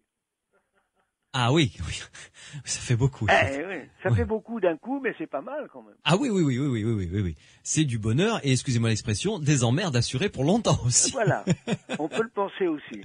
Oui, Hein. effectivement, oui. Alors, si une jeune fille trouve un trèfle à 4 feuilles sans l'avoir cherché, j'ai Oui. bien dit une jeune fille, elle Oui. se mariera dans la nuit. Très bien. Voilà. Et alors, il y a des gens qui cultivent des trèfles à 4 feuilles, mais il ne faut pas tomber dans ce truc. Ah, le trèfle à 4 feuilles cultivé exprès Oui. n'est pas un porte-bonheur. Non, c'est pas un porte-bonheur, non, parce que ça devient commun, si vous voulez. Oui. Alors, c'est un trèfle à 3 feuilles qui deviendrait porte-bonheur à ce moment-là. Tout à fait Donc, d'accord. encore une fois, si vous voulez, c'est l'exception qui fait, c'est le monstre, c'est l'exception, c'est la rareté, encore une fois, quoi. Oui, tout à Ce qui fait. est rare est cher, et ce qui est cher porte-bonheur, quoi. Évidemment. Alors, parlons maintenant, revenons un petit peu dans le monde de la magie. Oui. J'ai été étonné de trouver un article dans votre dictionnaire des superstitions consacré au carré magique. D'abord, expliquez-nous ce qu'est un carré magique. Alors, écoutez, c'est un petit jeu mathématique qui consiste. Les Japonais font des sudoku, un truc comme ça, bon, qui est un peu scientifique encore que bon. Mais le carré magique, c'est 9 cases. Oui. 9 cases et alors 3 sur 3, oui, c'est ça. Oui, voilà, Ouais. c'est 3 fois 3. Bon, Ouais. ben voilà. Et mais on les fait pas soi-même, on peut les faire, hein, si vous voulez. Moi, je me suis amusé à en fabriquer, mais ça ne rapporte pas plus que si on prend les autres, Oui. ceux qui existent déjà. Mhm. C'est un talisman comme un autre, voilà, si vous voulez. C'est amusant à faire, mais enfin bon, ça ne dépasse pas le niveau de la 4e au lycée, quoi. Oui. Mais ça, si vous le chargez de pouvoir magique, il sera magique, hein. Mais c'est ce carré magique, à quelle origine? Parce que je suppose que ça doit être très ancien, j'imagine. Oh là là, alors là, écoutez, on va pas se battre entre la Kabbale, Babylone, les Persans, les Indiens, les Hindous, les Indiens, je sais pas comment on dit, parce qu'on se base par exemple sur les chiffres, mais c'est les Indiens qui ont inventé le zéro. Et Ouais. sans zéro, il n'y a pas de mathématiques. Tout Vous à voyez, fait. donc Oui. on sait pas, mais de toute façon, ça vient de par là-bas, ça vient des Indes. Oui. Et en tout cas, les premiers carrés magiques qu'on a vus, c'est en Perse. Mais enfin bon, si Alexandre le Grand est allé aux confins des Indes, je ne vois pas pourquoi les Indiens n'auraient pas apporté le carré magique dans l'autre sens. Oui, tout à fait. Et c'est un talisman qui porte bonheur. Voilà, c'est un porte-bonheur. Oui. Si vous voulez, moi j'ai un peu parlé de la magie noire pour récupérer l'amour, parce que c'est des procédés de magie noire, si vous voulez. Mais la magie blanche, c'est fait pour vous apporter du bonheur et pour éloigner le malheur et les esprits malfaisants. Ouais. Alors, il y a également des amulettes qui sont faites avec du corail. J'ignorais que Oui. le corail avait une propriété. Oui, alors le corail appartient aux 3 règnes. Vous savez, c'est un animal, Tout à fait. c'est Ouais. minéral, c'est les 3 règnes. Bon. Et c'est d'une jolie couleur rouge en plus. C'est très beau, oui. Mais bien sûr, alors on a fait une amulette avec le pouce, vous savez, qui est coincé entre l'index et le majeur, avec le poing fermé. Bon, c'est pour chasser le mauvais œil. Oui. Bon, voilà. Et en Corse, par exemple, les filles portent généralement, ou portaient, je ne sais pas si ça continue maintenant, mais il n'y a pas de raison que ça soit arrêté, une main de corail au cou, pendue à une chaîne d'or. Bon. Et là, ça éloigne le mauvais œil. Ça éloigne le mauvais œil. Alors le mauvais œil, c'est la pire des malédictions qui puissent vous arriver. Et en ces périodes où on cultive l'insécurité, le mauvais œil est apporté par l'étranger. C'est toujours la faute de l'étranger dans un pays. C'est simple, évidemment. Non, mais on se marie dans sa tribu, dans la même rue, dans la même maison et de préférence sur le même palier. Hein, bon. Et c'est ça, si vous voulez. Donc, le mauvais œil, c'était l'œil bleu. Pourquoi? Parce que c'est né au Moyen-Orient et que les gens qui avaient des yeux bleus et rouquins en plus, c'était vraiment des sales étrangers. Et c'était par eux qu'arrivait le malheur, c'est tout. Ouais. On va parler tout à l'heure, après la pause, des chiffres, parce que les chiffres ont vraiment une signification très importante, dites-vous dans votre livre. Mais j'aimerais qu'on revienne sur quelques éléments comme ça concernant la chance, par exemple. Oui. Et j'ai découvert un article concernant le bossu. Ah, bah oui, bien sûr. Alors, racontez-nous ça, parce que j'ignorais tout à fait cette histoire, l'origine de la superstition qui entoure le bossu et la bosse du bossu, Oui, évidemment. alors voilà, bon, vous savez, toucher la bosse du bossu, c'est comme le pompon du marin, ça voilà. fait partie des mythes. Bon.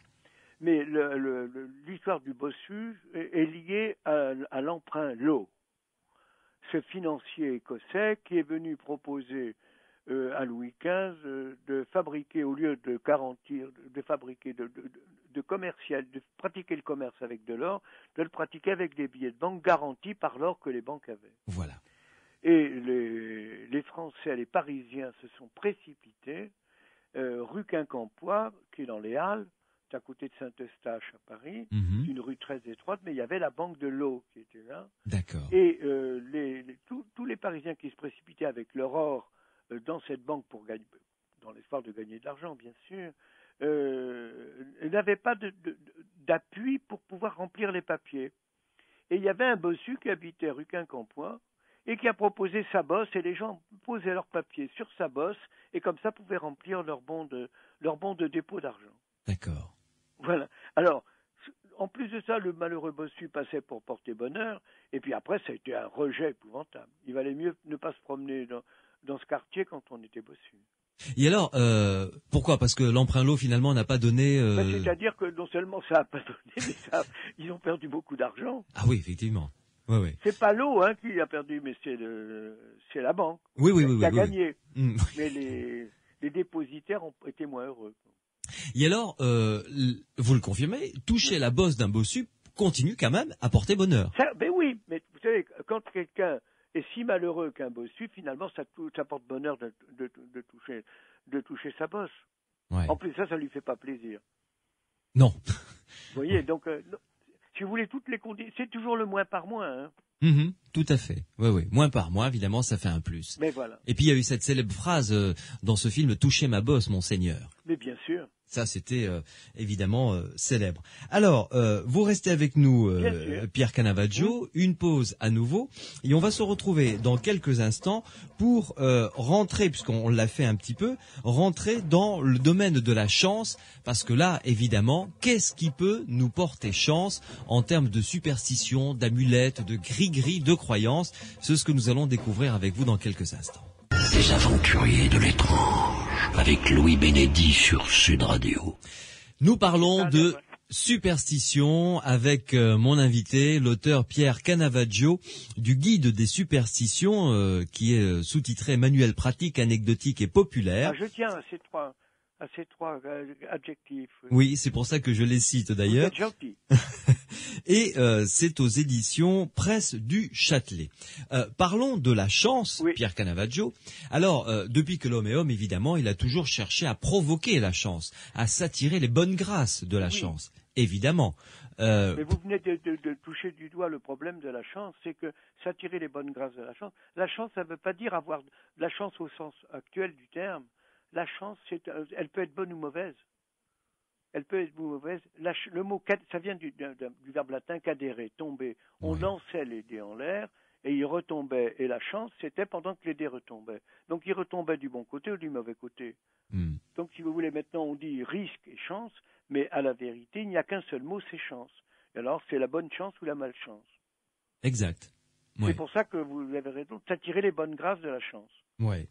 Et alors, j'ai découvert, je ne suis pas très joueur, mais j'ai découvert que une écharde peut entraîner un bon phénomène de chance. Si on supporte la douleur, je ne sais plus combien de jours, mais 3 jours. 3 jours, c'est ça, oui. Oui, 3 jours, évidemment, c'est évident. 3, 5 ou 7. Voilà, non. Mais enfin bon, là c'est... Mais vous devriez... écrire un livre sur les superstitions, parce que vous êtes drôlement calé. Oui, j'en ai lu un bon là, c'est pour ça que je commence à m'y Non, mais connaître. je vous assure. Alors, vous avez écrit, je vous cite, un joueur qui a le courage de souffrir pendant Voilà. 3 jours d'une écharde plantée dans son pied gauche sera chanceux pendant 9 jours. Voilà, oui. Faut serrer les dents quand même. Hein. Oui, non, mais bien sûr. Faut serrer les dents quand même. Hein. Ben oui, ça fait mal. Hein. Oui, Et si ça s'infecte, ça fait un panari ou des choses comme ça. quelle horreur. Hein. Ben oui. Mais enfin, si vous gagnez, si vous décrochez le jackpot du loto, c'est pas si mal quand même. Ah oui, ça vaut le coup de souffrir au moins pendant 3 jours. Voilà. Je suis d'accord avec vous. Et alors, autre chose aussi, ça c'est une croyance populaire, enfin c'est une superstition populaire. Ouais. Marcher dedans, vous savez, de ce que l'on trouve à Paris comme à Toulouse, comme dans toutes les grandes villes du Ouais. Grand Sud, évidemment. Je veux parler de ce que laissent nos amis les bêtes quand leurs patrons n'ont pas la délicatesse de ramasser derrière. Oui. Selon que l'on marche dedans, Oui. sans faire exprès évidemment, Oui, hein, bien sûr. par inadvertance, du pied droit ou du pied gauche, ça porte chance, ou on va avoir de l'argent, ou avoir un malheur. Alors ça vient d'où? C'est... Ah ben alors là, alors c'est encore une superstition complètement ancestrale. Alors là, Ouais. l'excrément et l'or sont liés. Ah bon? Oh là là, depuis vraiment la naissance des cultures. Est-ce que c'était parce que le crottin des chevaux est doré? Je ne sais pas. Parce que beaucoup de crottes d'animaux oui. sont dorées et que ça favorise la pousse des plantes, des rosiers et tout. Vous voyez. Oui, Bon. oui. Et vous avez le premier oniromancien qui s'appelait Artémidore, qui disait rêver d'excréments, c'est rêver de l'or. Et Freud a repris ça, si vous voulez. Mhm. Et l'or porte bonheur. Le crottin, la merde, appelons-le comme ça, Oui. porte bonheur. Mais ce qu'il faut, c'est pas, il ne faut jamais provoquer la chance. Si vous voulez, faut la charmer. Alors, c'est-à-dire marcher par hasard du pied gauche ou du pied droit. Le pied droit porte pas bonheur, mais le pied gauche, c'est bien. Ah oui. Et pourquoi cette différence, le côté gauche plutôt que le côté droit? Ça aussi, ça aura une Il n'y a signification? rien de plus dégoûtant que les crottins. Et puis, comme la gauche porte pas tellement bonheur, on en revient à main par moins, ça fait plus. D'accord. Effectivement. Non, mais vous savez, tout ça, ce sont, quand je dis que c'est populaire, que c'est pratique, c'est vrai. C'est toujours, il y a des grands principes qui gouvernent les superstitions et la sagesse populaire. La justice immanente de Plotin, si c'est pas populaire, si c'est pas né de l'équilibre, un jour oui, un jour non, vous faites du mal à quelqu'un, vous le payerez un jour. Vous vous moquez d'un bossu un mauvais jour, un autre jour que le 1er avril. 1er avril, on a le droit de le faire et ça lui porte bonheur au bossu. Oui. Mais sans quoi, un jour, il vous arrive un pépin si vous moquez d'un bossu le 31 mars au lieu du 1er avril. Oui. C'est la justice immanente. Mhm. C'est l'équilibre. Oui, tout à fait. Alors, une chose également, et ça, j'en ignore l'origine, mais c'est l'importance du cracher. Ça a une importance. Ah non, mais bien sûr, mais parce que ça, alors, on crache dans les paysans.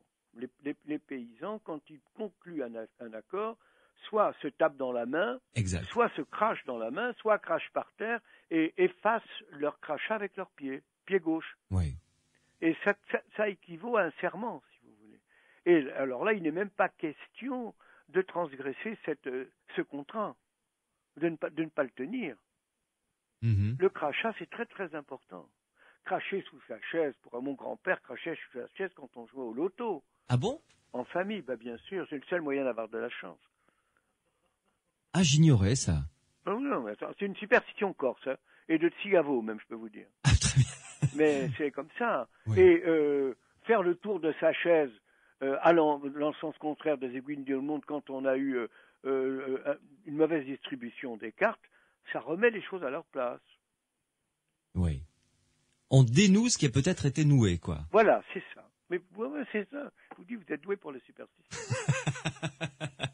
Et alors, ça, c'est quand même un peu plus dur à faire. Cracher dans la gueule d'un crapaud, je vous cite là, hein, Oui. pour posséder la jettatura. La jettatura, c'est le pouvoir de lancer le mauvais œil. La jettatura, c'est jeter un sort à quelqu'un. Mhm. Mais de vous à moi, comme j'ai jamais jeté de mauvais sort à personne, j'ai pas essayé, d'ailleurs, simplement de le faire, mais de cracher dans la gueule d'un crapaud. Mais c'est une recette qui est très connue, que vous trouvez dans le Grand Albert, qui a été le professeur, le maître à penser de saint Thomas. De saint Thomas d'Aquin. Oui, voilà. Oui, oui. Et alors, justement, puisque vous en parlez, oui. Je voulais qu'on consacre quelques minutes quand même à ce personnage pour le moins étonnant et à ces deux livres. Et j'ai vérifié, ces deux livres, le Grand Albert et le Petit Albert, sont toujours en vente et sont toujours édités. Alors, qui était ce personnage? Alors, le Petit Albert, je ne sais pas. Oui. Petit Albert, je ne sais pas, je n'ai rien trouvé. Mais le Grand Albert était un évêque. Mm-hmm. C'était un évêque, comme celui qui a recommandé de bâtir des lieux saints sur les endroits où on faisait des sacrifices humains. Oui. L'évêque de Cantorbéry ou Grégoire, Saint Grégoire, la même chose. Oui. Ce sont le plus grand gémologue, le grand spécialiste des pierres précieuses, doué de pouvoir, c'est Marbode, qui était l'évêque de Rennes au XIIe siècle. Ah, c'est étonnant. Mais non, mais pourquoi est-ce qu'il n'en aurait pas profité, ces braves gens? Oui, oui, oui. Mais enfin, c'est étonnant que une sorte de magie soit mélangée comme ça à la religion entre guillemets officielle voilà. Alors moi, catholique. Je n'ai pas osé suspecter l'Église de s'enrichir en mettant des pierres précieuses sur ces chartes. Nous ne nous permettrons pas. Où on conservait des reliques, ou sur la mitre des évêques, ou sur les celle du étoiles pape. et les bagues que portent les évêques. Mais enfin, ils ont fait une sacrée consommation de pierres précieuses, quand même. Oui, c'est vrai. Donc, il valait mieux les connaître. Alors, donc, Marbode était spécialiste, si vous voulez, des pierres précieuses, ne m'étonne pas du tout. C'était quand même mieux que de faire venir des Juifs de Venise pour leur demander d'expertiser les pierres, ou d'Amsterdam. Oui. Et d'ailleurs, tiens, puisque vous citez ces grands joailliers juifs d'Amsterdam ou d'Anvers, quand ils concluent, ils ne signent jamais de papier. Lorsqu'ils concluent une vente, ils se tapent dans la main en disant Mazal. Voilà. Et ça signe le contrat et tout le monde respecte ça depuis la nuit des temps. Exactement. C'est vraiment comme les maquignons qui se tapent dans la main quand ils ont vendu une bête ou un cheval. Tous les marchés de diamants, ça m'a été confirmé par un grand diamant de New York, se promènent avec des petits sachets en papier de soie dans lesquels ils ont leurs diamants, et ils disent oui, c'est d'accord, et c'est fini. Il n'y a pas de papier, rien du tout. Oui. Alors que les sommes en jeu sont colossales. Colossales. Oui. Alors, je ne sais pas si cette honnêteté est intéressée ou est spontanée, si vous voulez. Est-ce que ça pourrait porter malheur de ne pas tenir sa parole, je pense. de ne pas satisfaire à un engagement? C'est possible. Oui. Ça, je ne peux pas vous dire si c'est le fait d'une superstition ou d'une honnêteté scrupuleuse des diamantaires. Oui, de toute façon, celui qui ne respecte pas sa parole ne pourra plus jamais ni acheter ni vendre. Oui, donc ils ont tout intérêt à respecter déjà cette parole. Mais le procédé est étonnant. Bien sûr. C'est vrai. Alors, revenons quand même à ce personnage, le Grand Albert. Ça a été un évêque, donc, nous avez-vous dit? Oui. Hein, à quelle période à peu près? Pardon? À quelle période de... Au XIe siècle, je crois. Oui. Et alors, puisque vous citez relativement souvent, vous faites référence souvent à ce personnage, que trouve-t-on dans ce livre? C'est un recueil de quoi? Recettes.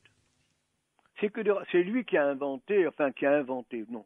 En tout cas, qui a recueilli la plus célèbre recette superstitieuse qui consiste à nouer l'aiguillette. C'est quoi ça? Ah, ben voilà. Alors, nouer l'aiguillette, c'était rendre un homme impuissant. Alors, c'était les femmes qui nouaient l'aiguillette des messieurs, ou les pères qui nouaient l'aiguillette parce que le Seigneur voulait exercer son droit de cuissage sur leur femme ou sur leur fille. Oui. Alors, c'est-à-dire que ce brave aristocrate couchait la demoiselle ou la dame à côté d'elle, et dans la mesure où le mari avait noué l'aiguillette du Seigneur, il ne pouvait rien faire. Alors, c'est quoi nouer l'aiguillette? Alors, c'est une recette, je ne vais pas vous la donner en détail, parce que non, ça consiste, c'est une recette qui consiste à rendre impuissant un homme. Voilà.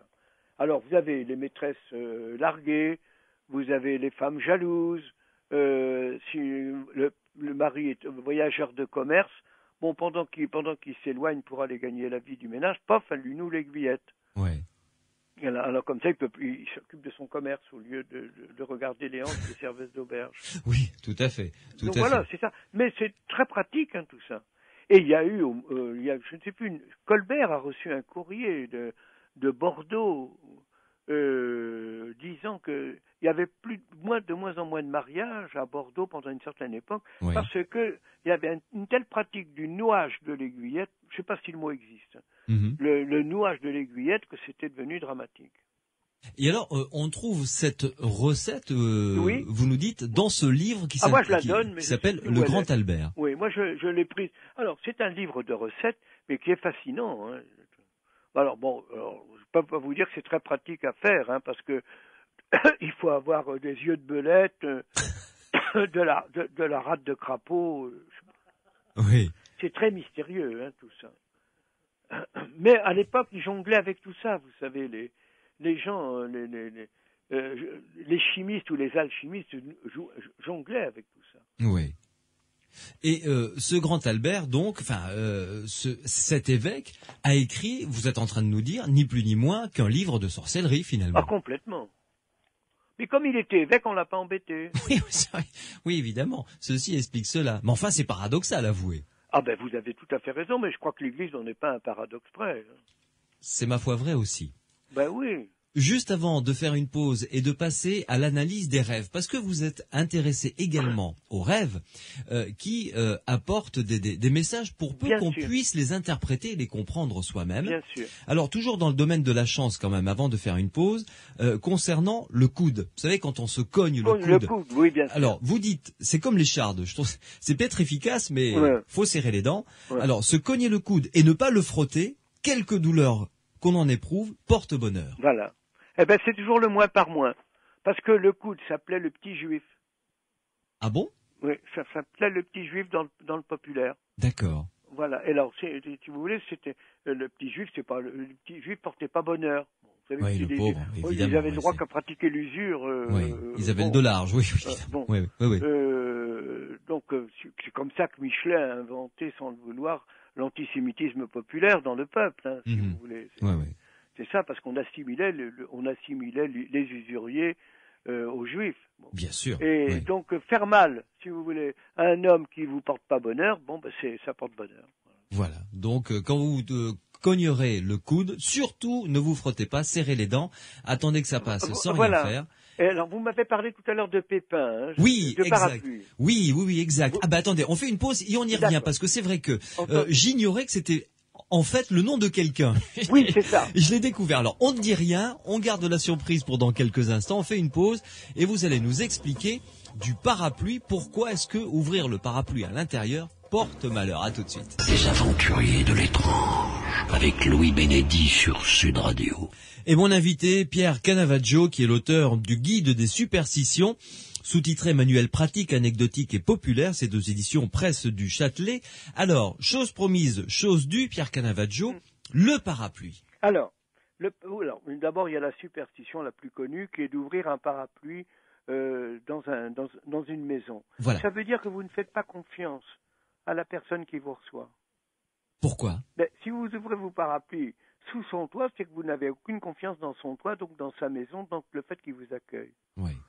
C'est une explication peut-être simple, mais c'est toujours les plus simples qui sont les meilleures. Oui, tout à fait, c'est logique. Voilà. Et alors, il y a un mot, on désigne dans l'argot populaire, dans le langage populaire, un parapluie très souvent par pépin. Oui, un pépin. Ouais, voilà. Alors, ça revient, ça date d'un attentat monté par un Carbonaro qui s'appelait Fieschi contre Louis-Philippe. Oui. Et ce Fieschi avait été d'une grande imprudence. Il avait engagé comme dans son complot comme homme de main, un mec qui s'appelait Pépin et qui vraiment accumulait toutes les malchances sur sa tête. Et si bien que le complot a raté, ça a été, on a dit que c'était la faute de Pépin. Donc, d'où, après, c'est passé dans le langage populaire. C'est passé, voilà, un pépin. Voilà. Avoir un pépin, c'est c'est la pire chose qui peut vous arriver. Voilà. Ce pauvre homme est passé dans l'histoire sans même... Non, mais bien sûr. Et alors, si vous voulez, il y a une manière d'utiliser les superstitions d'une manière positive. C'est un Auvergnat qui m'a donné cette superstition. Bon, si l'on souhaite qu'il ne pleuve pas, on ne le dit pas à haute voix et on prend son parapluie et on sort. C'est-à-dire que si vous prenez un pépin, vous êtes sûr qu'il ne pleuvra pas. D'accord. Si vous l'oubliez, si vous ne le prenez pas, il va pleuvoir. Vous y avez droit. De toute façon. Alors, il y a de ces automatismes, si vous voulez. Oui. C'est comme la loi de l'emmerdement maximum, si vous voulez. Et on peut, si vous, par exemple, ma grand-mère qui était une vieille Corse plus finaude qu'elle en avait l'air, s'est brouillée avec une de ses cousines germaines. Elles avaient 80 ans l'une et l'autre. Oui. Bon, parce qu'elle a dit, cette cousine a dit en voyant mon dernier frère qui était tout jeune, un très beau bébé, mon Dieu qu'il est beau, et elle n'a pas dit Dieu le bénisse. Elle n'a pas ajouté Dieu le bénisse. Oui. Mon jeune frère a eu une péritonite, il a failli mourir. Ma grand-mère s'est brouillée avec sa cousine. À cause de ça. Mais oui, parce que si vous dites à quelqu'un, vous le félicitez sur sa bonne mine, et que vous ne dites pas Dieu le bénisse, c'est la pire des malédictions. En Corse, mais en Italie aussi. Dit aux Alpes, c'est bien sûr. Hein, et je suis sûr que dans votre pays, ça doit être pareil. Et alors, Pierre Canavaggio, il y a deux SMS qui viennent d'arriver. Une dame, Mireille en l'occurrence, nous dit « Dans mes poches de vêtements et dans mes sacs à main, j'ai toujours du gros sel. » Ah ben voilà. Quand vous entrez dans une maison, oui. Vous mettez du sel aux quatre coins de la pièce de la pièce à vivre, si vous voulez quoi. Pour une première fois, c'est-à-dire la maison neuve, quand on... Ou la maison neuve, bien sûr. Oui, quand on rentre dans une nouvelle maison. Voilà, quoi. Oui. Voilà. Quand vous pendez la crémaillère, vous jetez une poignée de sel dans le feu. Oui. Parce que si vous voulez, le sel fait partie de la vie, c'est tout. On est né, on sort de la mer et la vie est liée au sel. Et Freud a écrit un des biographes de Freud, qui était psychanalyste aussi, parle du mythe du sel, c'est formidable. Et c'est pour ça qu'il y a les salières, dont on parlait tout à l'heure, renverser du sel par inadvertance, etc. Oui. Un autre SMS vient d'arriver. Là, c'est pour conjurer le mauvais sort. Oui. C'est une dame qui s'appelle Pachita, donc oui. Qui dit « Ma tante me disait toujours que lorsqu'on entend une chouette la nuit, il faut retourner sa pantoufle à l'envers pour conjurer le mauvais sort. » Écoutez, je la connaissais pas, mais si... C'est étonnant, ça. Hein, mais oui. Mais ce qui est formidable, si vous voulez, dans les superstitions, c'est qu'à tout sort existe une conjuration. Toutes les superstitions supposent une conjuration, c'est-à-dire que là, on est vraiment dans le domaine où toute chose suppose son contraire. Et c'est pour ça c'est pour ça que Balzac a dit un homme superstitieux n'est pas tout à fait malheureux. Une superstition vaut une espérance. C'est très joli, ça. Mais oui, c'est Balzac, hein, c'est pas de moi, je vous le dis tout de suite. oui, mais ça n'empêche que c'est joli. Oui, non, mais c'est très beau, bien sûr. Oui, il n'a pas dit que ça. Hein. Non, ça, je sais. Il a écrit d'autres choses aussi, tout aussi intéressantes. Bien sûr. Alors, j'aimerais que, avant qu'on consacre notre dernier quart d'heure au rêve, oui. Que vous nous parliez d'une pierre qui s'appelle le grenat. Ah. Parce que là, vous dites une chose intéressante oui. Alors, dans votre bouquin à propos du grenat. Oui, alors attendez. Alors le grenat est une pierre, c'est comme on dit, le rubis du pauvre. Oui, voilà. Et c'est une pierre rouge foncée qui est très, très, très jolie. Hein. Bon. Et voilà le grenat. Alors je vais vous lire le truc parce que ça rappellera peut-être des choses à vos auditeurs. C'est page 160. C'est totalement. Cette description a été écrite avant qu'on connaisse la psychologie du personnage. Alors, grenat. Considéré comme le rubis du pauvre, le grenat de couleur rouge sombre ne fait pas grandir celui qui en porte un, mais lui permet de paraître plus grand qu'il n'est. Une femme attentive, de haute élévation, offre un grenat sans explication à celui qu'elle aime s'il se ressent court de taille. Oui. Oui. Vous voulez pas parler de quelqu'un qui brigue le poste de président de la République par hasard? Eh bien, je me demande. Non, je sais pas, je pose la question. Non, mais écoutez, voilà, parce que moi je me pose la question et je me demande si on n'a pas choisi comme ça, sans le vouloir, cette superstition concernant le grenat. Mais peut-être que Louis XIV, dont on dit qu'il n'était pas très grand, peut-être que c'était ça aussi, non? Et justement, une chose, moi j'imaginais que Napoléon était grand, et vous m'avez dit que, était petit plutôt, et pas du tout. Enfin, non. Il avait une taille relativement. Alors, je vais vous dire pourquoi je peux vous le dire. D'abord parce que il y a sa taille en pied, en pouce, en ligne, etc. Oui. On l'a remesuré quand on a ouvert le cercueil. Vous savez qu'il a bougé, le cadavre a bougé quand on a ouvert le cercueil à Sainte-Hélène. C'est simplement la pression atmosphérique.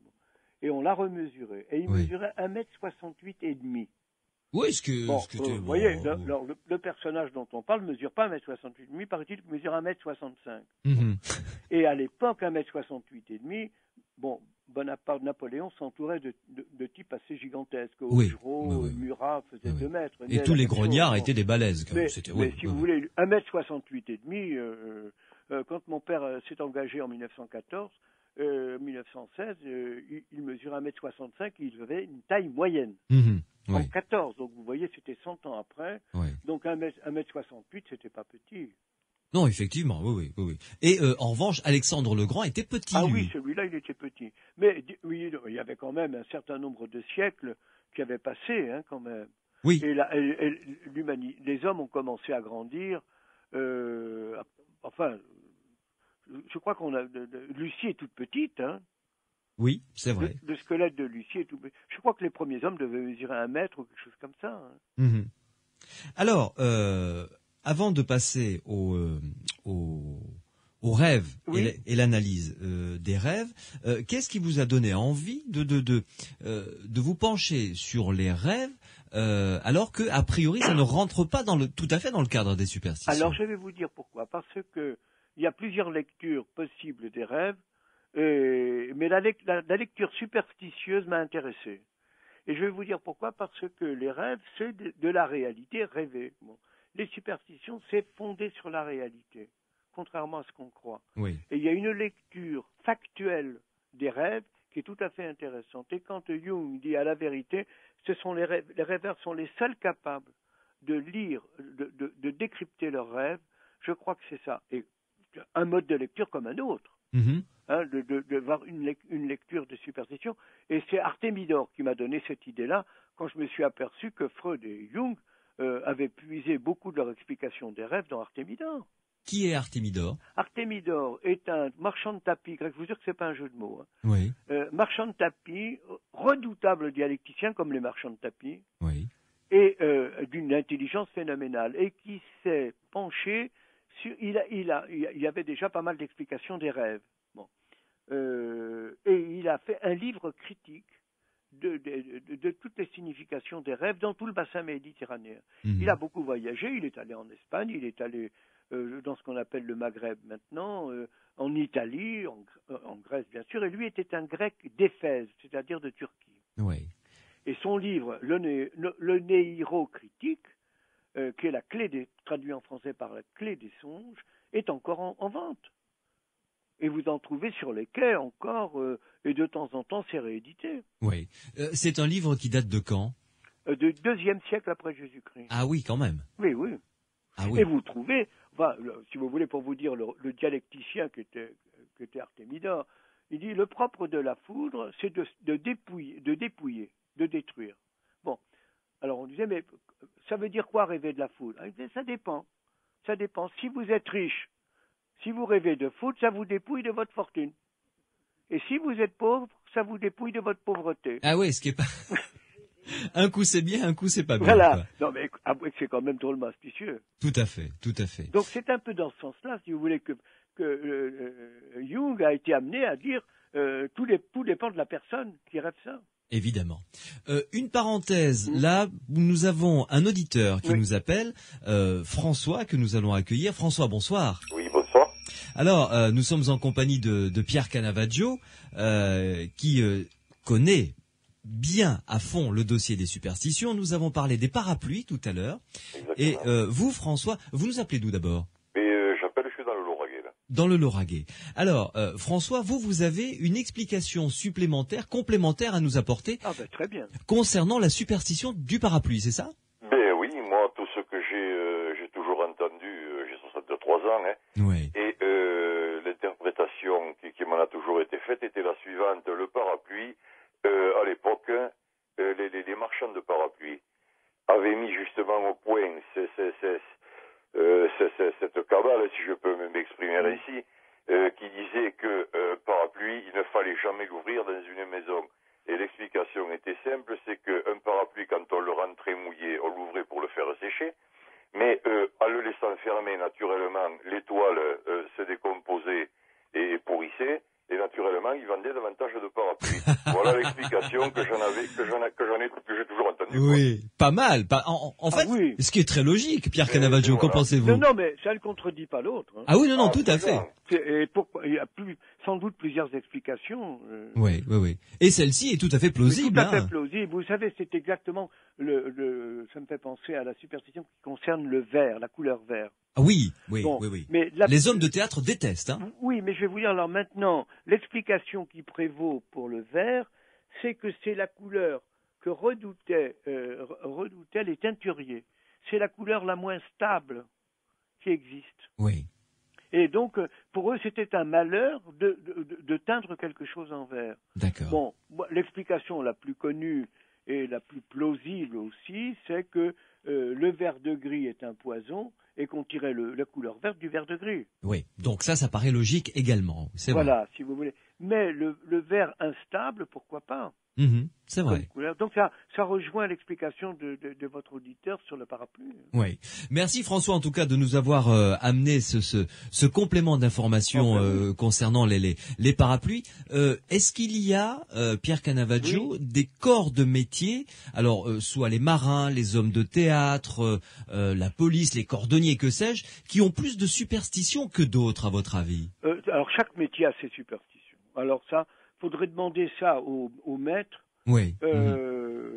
Ça, vraiment, chaque superstition, chaque métier a ses superstitions. Ouais. Vraiment. Alors, regardez, par exemple, les gens de théâtre ont hérité, parce que la marine à vapeur est née au XIXe siècle, ont hérité de beaucoup de marins et de cordiers, et de cordiers. Pour aller dans les cintres, en haut, etc., et manipuler tous les cordages. Et pour monter les décors, et puis appuyer les rideaux, etc.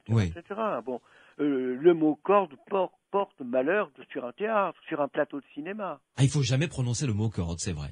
Mais oui. Alors, vous savez, vous êtes à la télévision, alors il faut dire fil à la place, ou alors préciser ce qu'est la corde, une corde à piano. Oui. Alors c'est pas ce qu'on appelle un fatal. Un fatal, ça porte malheur de dire le mot corde. Voilà. Oui. Comme je crois que les marins refusent de prononcer le mot lapin, c'est ça, sur un bateau. Ça vous fait les cordages. Ah oui, exact. C'est tout. Et oui, tout bêtement. Non, mais vous savez, c'est encore une fois, quand je dis que les superstitions sont pratiques, c'est pour ça. Hein. Oui. Pierre Canavaggio, une pause et on parle des rêves. D'accord. Vous nous donnerez quelques exemples de significations, de rêves que vous avez, de symboles que l'on retrouve dans les rêves que vous avez voulu analyser et que vous avez retranscrits dans ce guide des superstitions paru aux presses du Châtelet. Des aventuriers de l'étrange, avec Louis Bénédy sur Sud Radio. Et mon invité pour parler des superstitions, Pierre Canavaggio, et son livre Le Guide des superstitions, manuel pratique, anecdotique et populaire, c'est aux presses du Châtelet. Pierre Canavaggio, citez-nous quelques exemples de symboles que l'on retrouve dans les rêves que vous trouvez intéressants. Alors écoutez, les rêves sont intéressants pour le rêveur. Mais il y a dans les symboles qui entrent dans les rêves des choses qui sont communes à tout le monde. Alors c'est celle-là que j'ai retenue. Oui. Et j'ai retenu la lecture qu'on pouvait en faire comme d'une superstition, c'est-à-dire en l'analysant. Oui. Et les rêves érotiques sont à ce point de vue-là tout à fait intéressants. Il y a 10 ans. Oui. Alors bon, bien sûr. Mais regardez, il y a un jugement qui est porté sur les rêves que je trouve très intéressant. C'est un de mes amis qui expliquait les rêves dans Marie-Claire. Et un jour, il a écrit, et je lui ai téléphoné pour le féliciter parce que c'était formidable. Il a dit rêver d'épée. Bon, si on est mousquetaire, on rêve qu'on fait un duel. Bon, Mais si on est écrivain, ça peut aussi bien signifier qu'on rêve d'être académicien. Et surtout, évidemment. Ouais. Vous voyez. Et alors, si vous prenez cet angle-là, vous arrivez à des explications tout à fait amusantes. Comme par exemple. Oh, écoutez, je sais pas. Le symbole de la forme. Alors, c'est peut-être pas amusant, mais c'est difficile de le contester. On rêve d'une arme. Ouais. Alors, qu'il s'agisse d'une arme blanche, couteau, épée, gourdin phallique, etc., ou d'une arme à feu, ouais. sa signification reste la même, toute uniment sexuelle. Un des cauchemars les plus fréquents consiste à se voir violé par une arme à feu, pénétration du vagin ou sodomie, voire un couteau sans lame auquel ne manque que le manche, comme l'imaginait à peu près l'humoriste Christophe Lichtenberg. Si vous voulez. Et vous trouvez à chaque fois, comme ça, dans les rêves, la maison, par exemple, est une mine d'or pour un psychologue. Bon. La bague, oui. Bon, babouche, bon, chaussures, mule. On y met le pied, acception populaire et pornographique de pied comprise, pour le plaisir, pour le protéger, bien au chaud, au creux de cette chaussure à son pied qu'on a trouvée. En fait, la personne aimée. Oui. Et si vous dites à quelqu'un, vous dites, j'ai rêvé que tu m'offrais des chaussons, bon, ben voilà. Oui, tout à fait. Vous voyez, c'est comme ça, c'est presque d'une grande banalité. Bon, rêver de chat. Bon, alors qui rêve de chat ou de chatte n'a pas besoin de se poser trop de questions. S'il dort à deux dans un lit ou seul, elle, n'a qu'à tendre la main pour goûter le plaisir de se donner ou du bonheur. Voilà. Oui, mais il faut pas oublier, ça vous l'avez bien précisé, que chaque rêveur a son propre langage et c'est à lui vraiment d'affiner son interprétation. Bien sûr, et puis, si vous voulez, lié à l'acception populaire. Oui. Et du comment, par exemple, vous savez que la fausse sagesse populaire qui dit que les chauves sont des hommes plus puissants que les gens qui ont des cheveux. C'est une manière de se consoler comme on peut. Oui. Bon, alors, chauve. Rêver qu'on est chauve, qu'on le devient, c'est devoir céder pour un homme à une excitation inattendue et peut-être bienvenue. Bon, c'est la bande-à-son du matin. Bon. Oui. Pour une femme, écoutez bien, pour une femme, rêver que l'homme qu'elle aime devient chauve ou est chauve revient à se dire qu'elle apprécierait qu'il se montre entreprenant plus souvent. Ouais. Et plus longtemps, sans doute. Ouais. Bon, colline. Une femme qui croise un promeneur, voire un chasseur de papillons au sommet d'une colline, se signifie à elle-même qu'elle ne serait pas autrement mécontente si son voisin ou sa voisine de lit s'intéressait à sa poitrine et autres rotondités de son corps. Ouais. Clé. Chez une femme, rêver de clé montre qu'elle est prête à s'ouvrir. À elle de faire ce qu'il faut pour que la clé que possède son mari ou son amant joue dans sa serrure. Du temps des croisades, quand les femmes portaient des ceintures de chasteté, fermées à double tour, par leur mari avant de partir libérer le tombeau du Christ, rêver de clé n'avait déjà pas d'autre signification. Ouais. Pierre Canavaggio, il nous reste plus que 7 minutes, et encore un petit peu moins pour conclure. J'aimerais vous poser 2 questions qui viennent de nous arriver par SMS. Une de Daniel, au féminin, Daniel de l'Aude, qui vous demande l'origine du miroir, parce que là, pour le coup, on a failli l'oublier, c'est une superstition énorme et très populaire. Bien sûr. Casser un miroir ou le miroir? Alors, écoutez, c'est tout simple. Alors, casser un miroir, c'est casser son image. Oui. Votre image est en miettes. Et, bon, si vous voulez, c'est un peu comme quand vous allez dans des pays, disons, un peu arriérés, quand vous photographiez quelqu'un sans lui demander sa permission, vous lui volez son image. Bon, alors, on dit qu'il y a 7 ans de malheur quand on casse un miroir. Oui. Mais il y a une manière, si vous voulez, de conjurer ce coup du sort. Ah, c'est quoi? Oui. C'est d'aller jeter les morceaux de miroir dans un lac. Dans un autre miroir? Oui, voilà, bien sûr. Dans une mare, dans un lac, dans un puits, tout ce qui peut refléter votre image, vous rendre votre image. La reconstituer. C'est très joli, ça. Mais oui. Et c'est très poétique, en plus, vraiment. Et ça débarrasse des morceaux de miroir dont on ne sait que faire. Non, mais bien sûr. Les 3/4 du temps, bien en plus. Sûr. Et alors, attendez, il y a une superstition sublime. Oui. C'est au Proche-Orient. Je ne sais pas dans quel pays. Quand on présente des fiancés l'un à l'autre, on les fait rentrer dans une pièce du même côté et ils se regardent dans un miroir qui est placé en face d'eux. Oui. C'est-à-dire qu'en procédant ainsi, le fiancé et la fiancée voient l'œil de sa fiancée ou du fiancé, l'œil droit qui est son œil droit et l'œil gauche qui est son œil gauche. C'est-à-dire qu'il le voit dans toute sa vérité. C'est très poétique. Ouais, et c'est Louis Massignon qui a été un grand orientaliste, Oui. qui raconte ce rituel du mariage, et c'est se marier dans la vérité de l'autre. C'est très beau. Oui. C'est beau, hein? Oui, tout à fait. Ça, je trouve ça très joli. Oui, oui. Et alors, Mathieu, le réalisateur, Oui. vous pose une question également concernant la superstition autour du fait de trinquer. Vous savez, entre amis, quand on boit ensemble un apéritif, etc., trinquer. Celui qui ne trinque pas, est mal vu par les autres. Mais je sais, non, mais ça, c'est plus une question de vie en société qu'autre chose. Si vous voulez, la tradition voulait qu'on lève son verre. Oui. Voilà. À la santé d'eux. Voilà, ça c'est... Bon. Oui. Et trinquer, ça n'a rien à voir. D'autant on risque de briser tout en cassant les verres si on trinque pas. Alors, quand c'était des gobelets d'étain, c'était pas grave. Oui. On choquait comme ça. Mais avec du cristal ou du verre blanc, Tout à ça fait. porte pas bonheur. Donc, si vous voulez, il vaut mieux ne pas trinquer, c'est lever son verre et dire un mot de bienvenue à votre santé. Vous connaissez la phrase célèbre. Oui. Hein, à nos femmes et à nos chevaux. Oui, je sais. Oui. Et la fin de la phrase, parce que mon collaborateur demande, et à ceux qui les montent. Voilà, exactement. Il a raison, il a une bonne culture. C'était la fin. Très bonne culture. Gardez-le. Oui, voilà, on va faire ça. Ouais. Et alors, Pierre Canavaggio, pour terminer, Oui. casser du verre blanc, briser du verre blanc, ça porte bonheur. Pourquoi? Pardon? Briser du verre blanc, vous savez, quand on casse un verre, il dit, si c'est du verre blanc, ça porte bonheur. Franchement, je ne le sais pas. Ah bon? Je ne le sais pas. Je sais que ça porte malheur, mais je ne pourrais pas vous dire pourquoi. Je n'ai pas trouvé d'explication. Ah, tiens. Mais vous savez, il y a des superstitions qui sont inexplicables.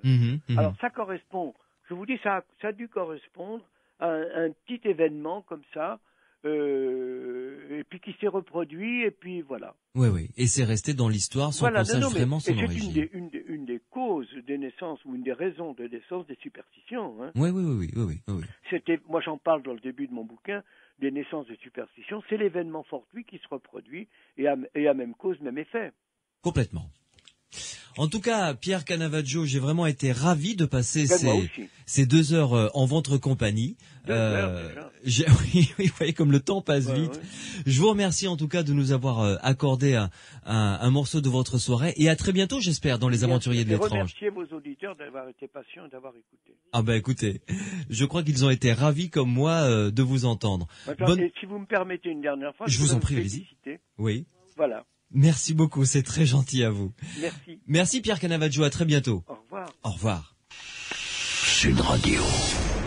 Samedi et dimanche, 22h minuit. Louis Benedy, les aventuriers de l'étrange.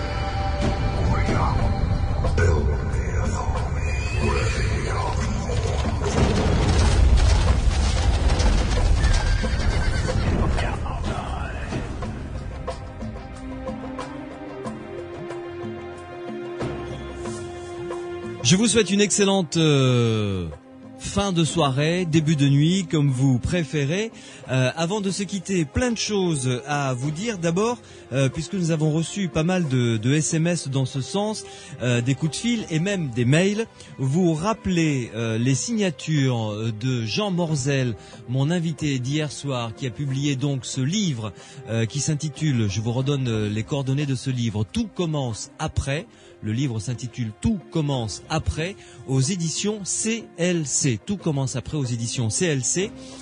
Ensuite, je vous donne les conférences et les lieux et les dates de signature de Jean Morzel de ce livre. Donc, en ce qui concerne la signature la plus proche de nous, c'est le 10 février. Ce sera à Saint-Gaudens, en Haute-Garonne, donc, à la librairie Victor Hugo. Signature suivante, ce sera à la Maison de la Presse City Press à Pibrac, en Haute-Garonne, juste à côté de Toulouse. Donc de 9h30 à 12h30, le 17 février. Et enfin, la prochaine conférence, ce sera en compagnie d'un autre auteur, Jean-Jacques Charbonnier, qui va parler également des expériences de mort imminente. Ce sera donc le 27 février, organisé par l'Association des femmes brisées. Ce sera au 7 rue Chabanon à 20h30 à Toulouse. Le numéro de téléphone, je vous le donne, ce sera le 05 61 73 38 64. Et enfin, pour avoir tous ces renseignements dans leur intégralité, reportez-vous au site psylande.org. Vous aurez toutes les informations, les dates, les lieux et les numéros de téléphone. Psylande.org, ça s'écrit PSILAND.org.org. Donc, et vous avez également sur ce site internet toutes les émissions des Aventuriers de l'étrange depuis le mois d'avril 2006. Vous pouvez soit les écouter en ligne, soit encore les télécharger. Merci à Mathieu qui a réalisé cette émission, Morad qui était au standard, Pierre Marcias qui m'aide à construire cette émission. Rendez-vous samedi et dimanche prochain. Samedi prochain, nous parlerons de phénomènes paranormaux en règle générale avec un parapsychologue suisse qui s'appelle Marcel Audier qui vient de publier un livre qui s'intitule Phénomènes insolites, et nous parlerons de la mort dans les différentes cultures avec la rédactrice en chef du Monde des religions. Ce sera dimanche soir, une émission passionnante, comment la mort est envisagée tout autour de la planète. Portez-vous bien d'ici là et à samedi prochain et dimanche prochain.